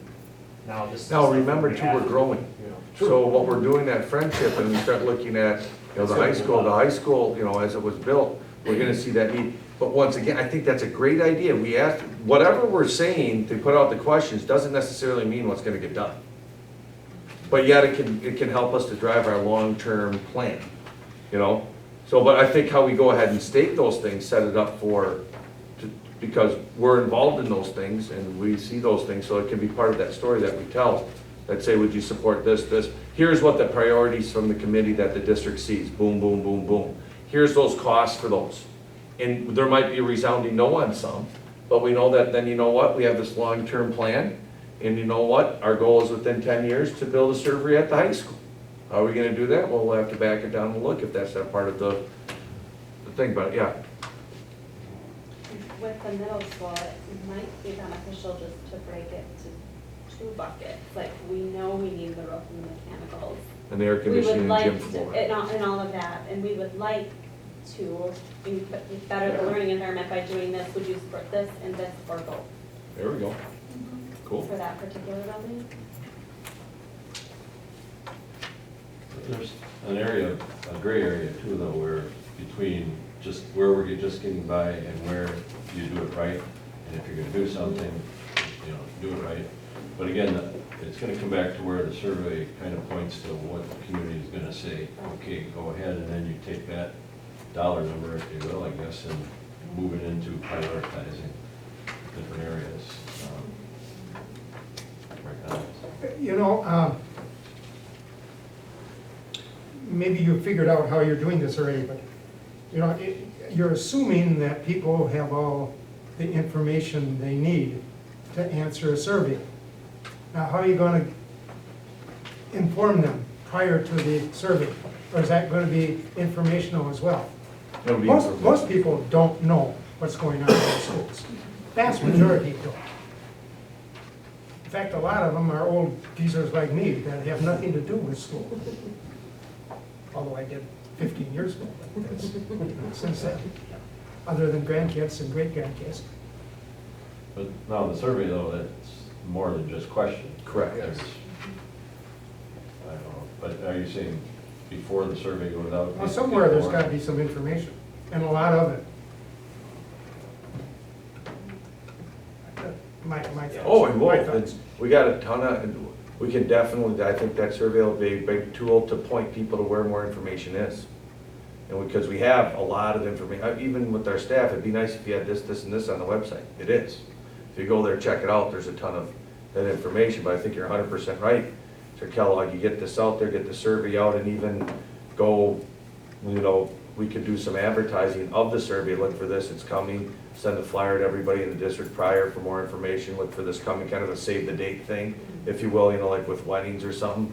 Look for this is coming up, a lot of information is available here, please call X or go online for this, or talk to, you know, we can list you guys on there, if people have questions that they can contact you, because I'm sure you guys have better, or have rapport and build trust with some of people that would say, hey, come on, Mary, what's the down low on this, you know, or, you know, Melanie, you know, what's really this all about?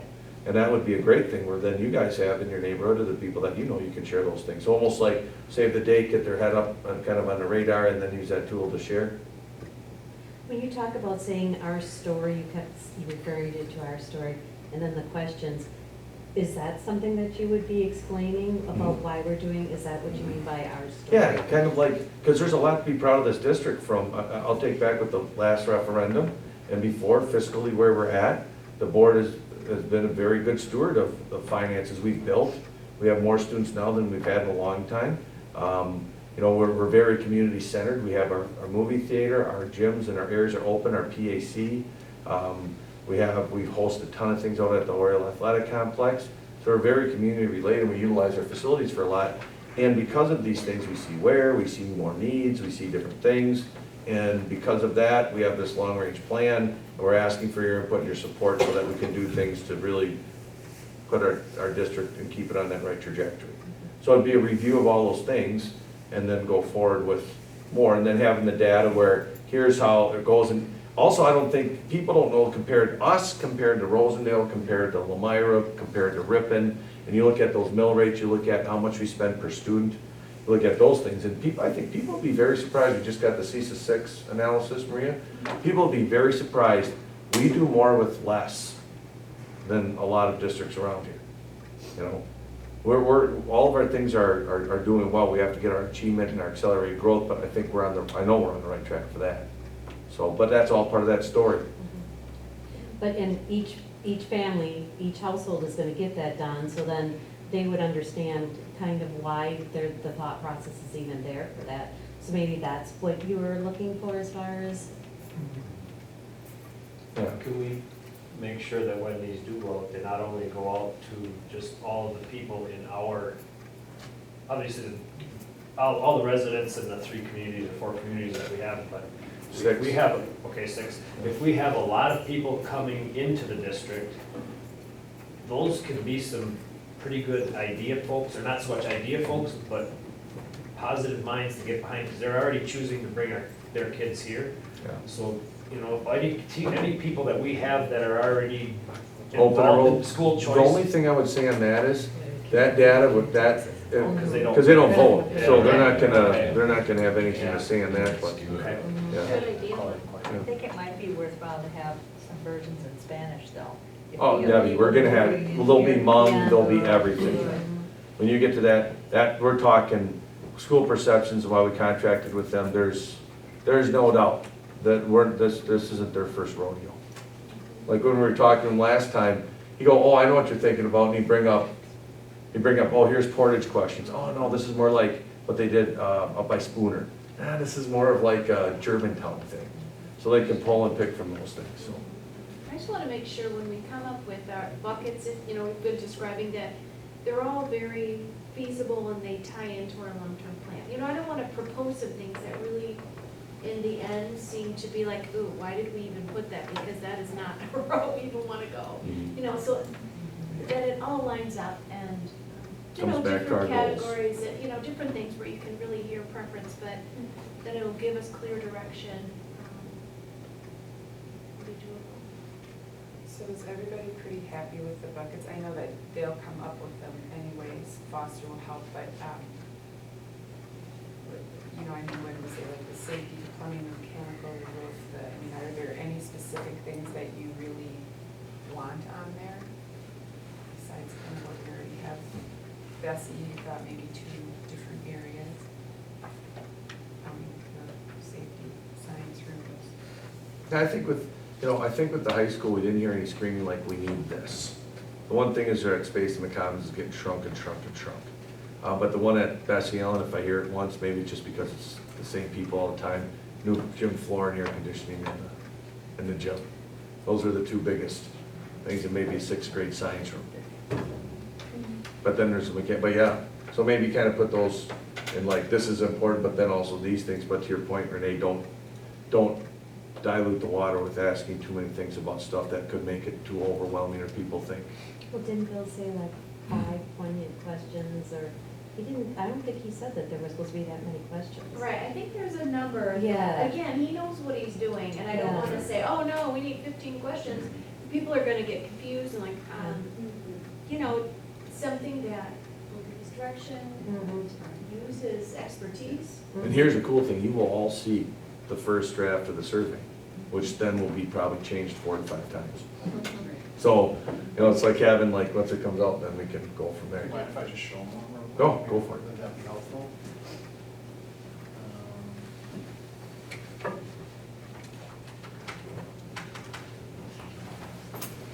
I was right here. Yeah, I know. I didn't want to regrab it. I didn't get to the answers at the end of the day.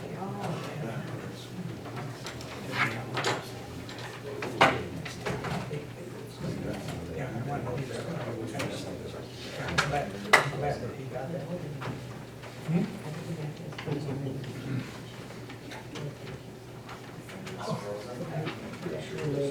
I can keep talking.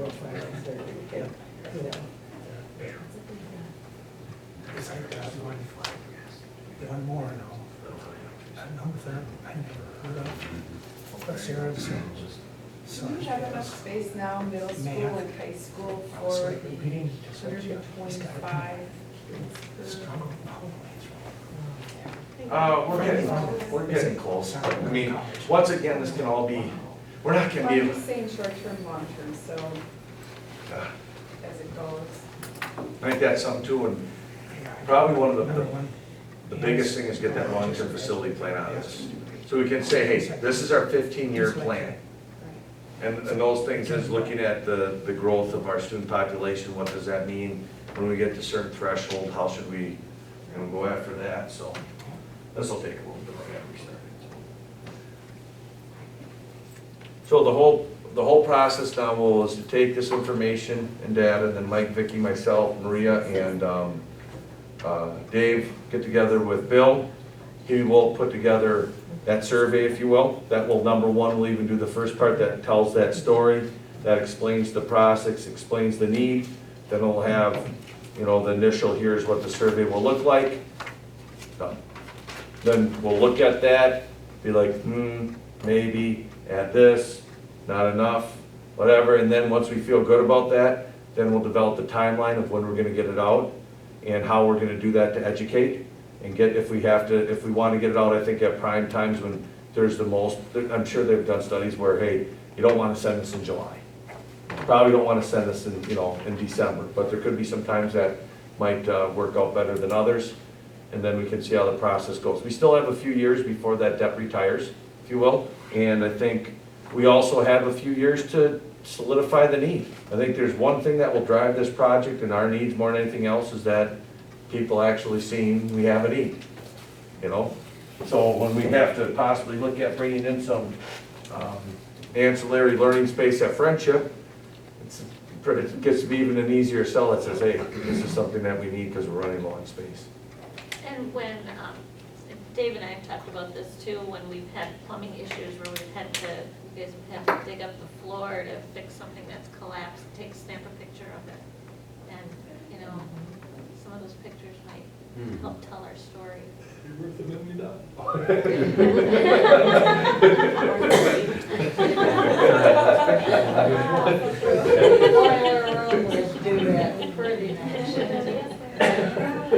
Doing fine, yeah.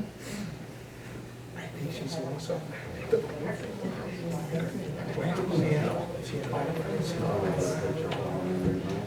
So then Vicki and Mike, what we'll do is we'll call Bill and we'll get some dates together in early January after the 1st. Get a couple hours sometime that seems to make sense. So we still shoot for next fall. Maybe. We'll see what happens, well, I think once I get the survey, we'll plug it together pretty fast. And we were looking at maybe a March or an April survey anyways, so I think we'd have time to do that.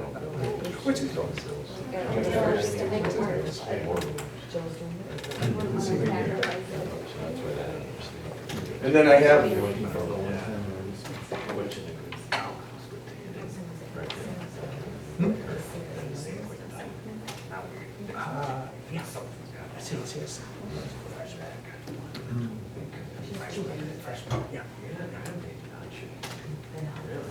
and then also, so all of you guys are registered for the convention. I don't have any room nights, but I have you registered for the days. You can't just register for one, you have to register for all of them. We'll talk, yep, and we'll talk more on Monday, and so we can look at it. And then the one thing is we'll find when some of these like referendum stuff are, because it's pretty interesting when you hear it from somebody else and what their story is. I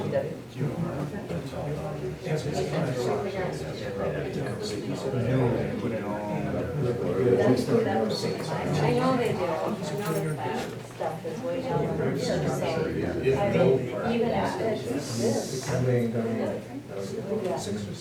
not major money just to get it up near to where code is, yeah.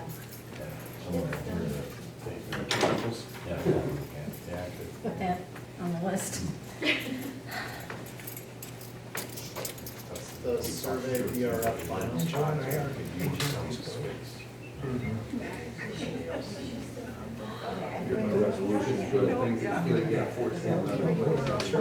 When she's at, Arthritis is catching up with me. Did that work for Bert? Kid, oh, I just. Fine. He was working on it. I haven't seen it.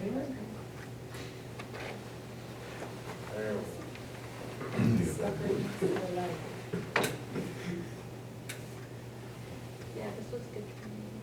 He was working on it. So real quickly, I think this is just hopefully a good example of what a survey looks like. This is Black River Falls. So they had some of the same challenges you did. They were looking to do some consolidation, so they had several buildings they wanted to bring together, close some schools, that type of thing. So this first page, this is pretty typical standard boilerplate. Generally, the first few paragraphs are just outlining some big picture ideas. Again, in this particular case, they're saying, hey, we're doing a great job at these things, and these are the things we think we need some help on. So a little bit of a dual messaging. So as Aaron kind of laid out earlier, we're doing a great thing in these types of areas. We're saving, we're low taxing right now, but we do have some challenges. Want to click the next one? The next sheet, this is again very typical. We want demographic information so that he can so he can categorize the information and make sure that it's broken up into specific sections. Again, I think this tool will apply to you in the case of Black River Falls. Their tax rate was much lower than the rest of their surrounding area, so it tells again a nice story within that specific. Just to give you guys our idea, we're right here, we're right about 956, so it would be right here. And state average is 1037 or at that time. So we're about 80 cents, 70 cents lower than what the state average is. Next.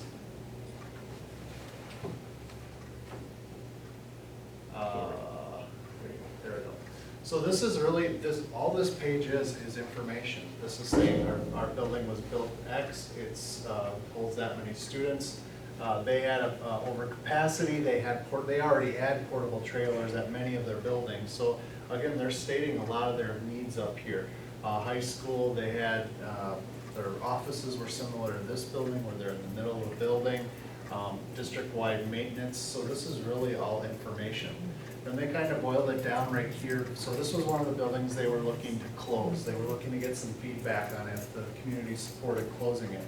It's a very, very large, complicated, historic, albeit older building.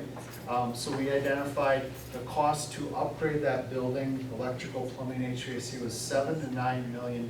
So they communicated all of that within this dialogue. And then they asked the question, so we close the building?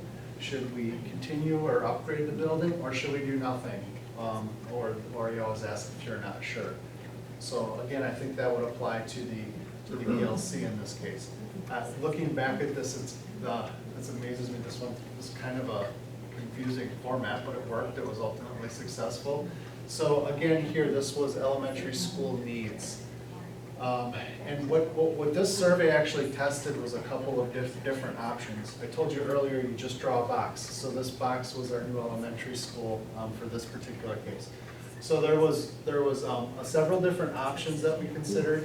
One was a new elementary school of a couple different grade configurations.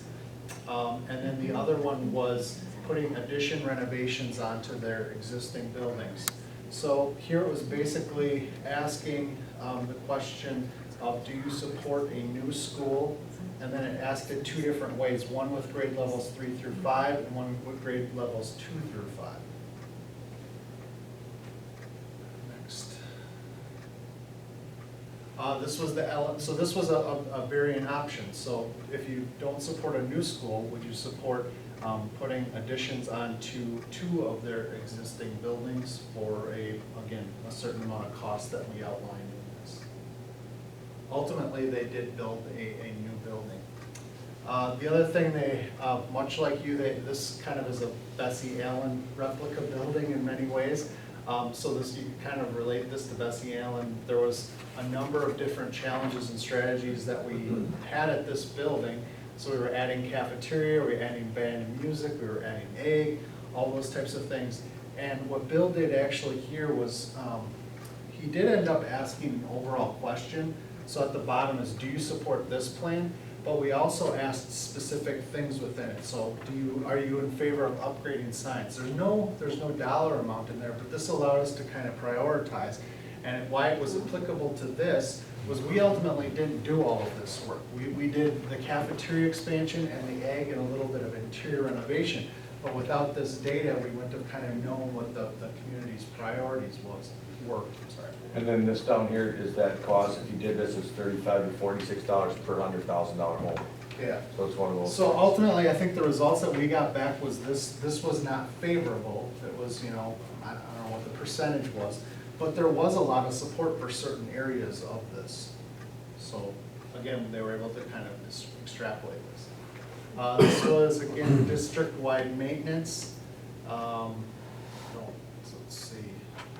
So there were a number of different things within that. I think this was kind of, this was more or less, again, that kind of do-nothing scenario. So again, we were trying to kind of communicate, if we don't put additions and renovations on the buildings, there's still boilers that need to be replaced, there's secure entries that need to be addressed.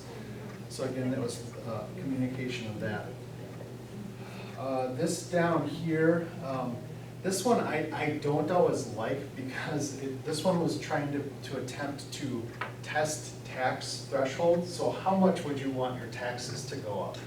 I struggle with that one because as we've gone through this, and we don't use this as much anymore, I struggle because as we've gone through this, I think people relate to what the right solution is, right? And I mean, sometimes the right solution is a lower amount, and ultimately you kind of test that within the survey.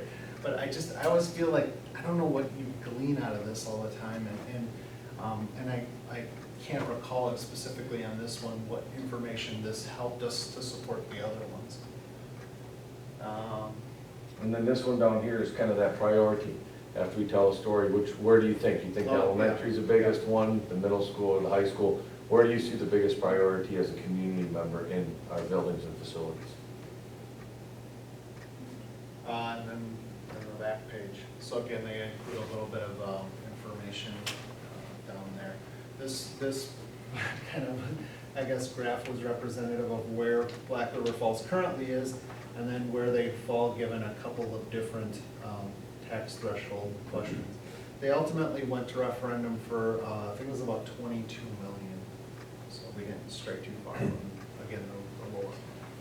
When Bill sends out these surveys, do they typically send the current resident, or do they get a mailing list and actually put the person's name on there? I believe they try to get a current mailing list. I Okay. think it's, I- Mr. and Mrs. If we ever draw this out, probably the way to go, because Yep. as mailman, people see the current resident and check it. Yeah. That's what we got, and that's what we can get, I remember back, we did that a while back, I think we'll get back to doing some mass mailings, I think people do like that. Current mailing list. Yep, a current We get- mailing list. I see mail for people who have been dead for 15 years, it's ridiculous. That's what's nice having, the US Postal worker on it. Now you get to know the ins and outs of that. Well, we waste a lot of mail. Pre-sort, Mike.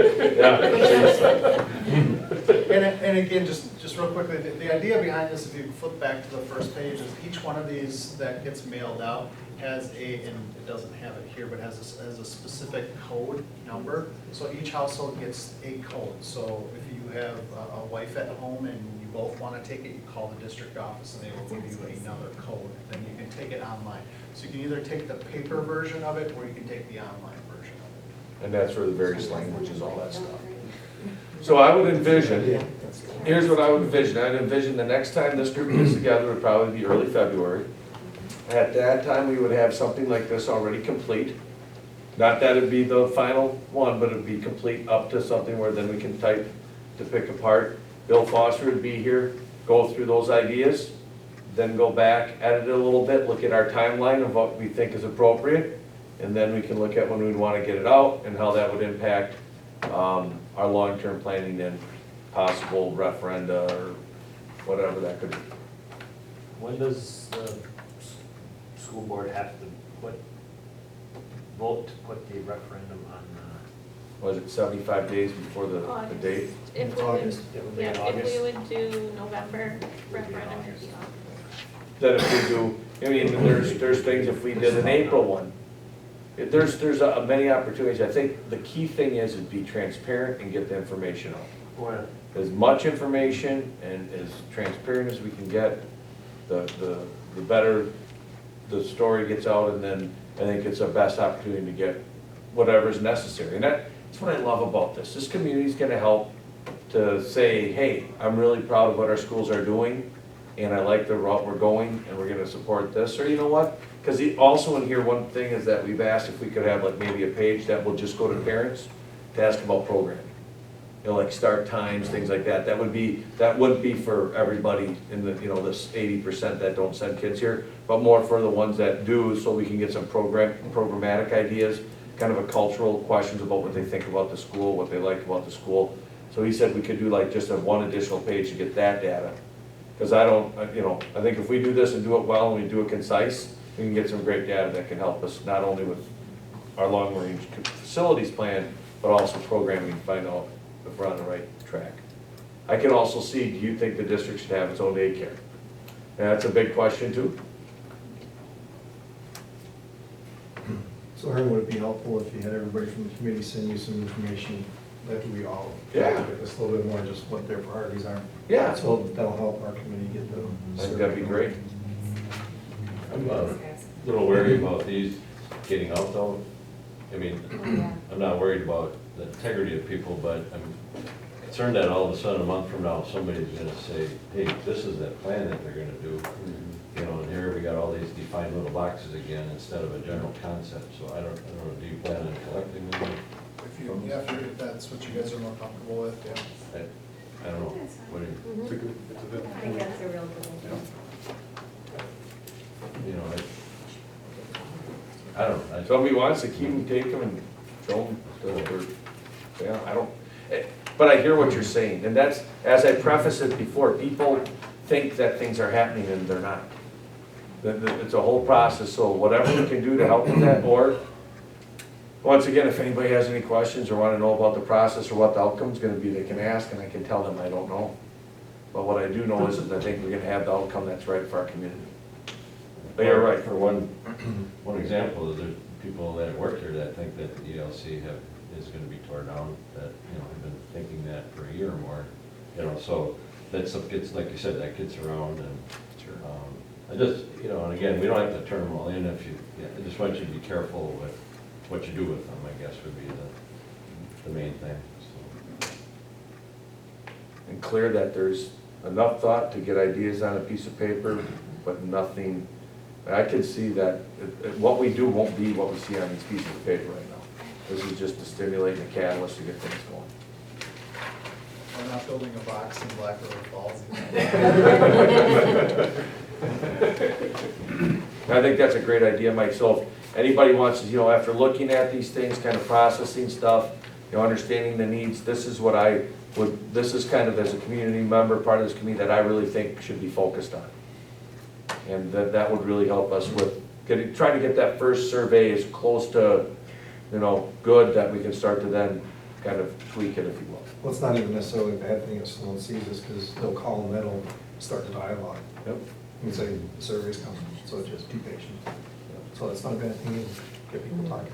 Aaron, speaking of that survey, is there any chance, maybe a few days, a week before the next meeting, we get our hands on electronic copies? Oh, yes. So we can digest it a Yes. little bit? I was gonna send this out, Clint got me this last week, but I thought if I sent it to you, Yeah. that before I could tell you that a lot of thought had not gone into the ways everything looked, Hey, we're done. that it would have been like probably about an hour of talking people off a ledge and telling people that, we haven't ordered this stuff from Menards already.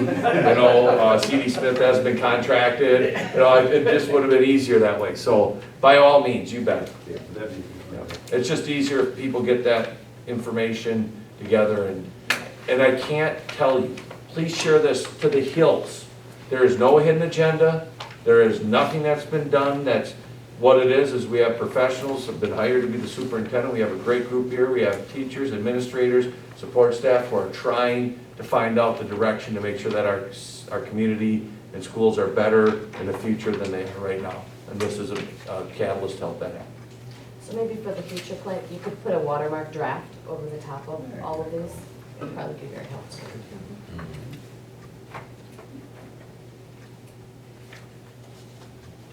Anything else for the betterment of the good? For 2 hours and 15 minutes of fast. No snow. Through March, or through March. January. It looks like March. we got this water line that's going all I'll tell you what, the worm population is getting decimated right now. They've never, I can't tell you how many worms I got on my garage, it gets so wet. They were dormant, how long, normally they're dormant right now. And I think I had like 20 turkeys in my yard. I know most of the worms are going now. This is changing everything. Al Gore's right. We made internet too. Well, thank you, everybody. And get information if you got some things that you want me to convey, and we'll get things rocking. And figure in February, but you'll have more information in January about where we're at. So thank you very much.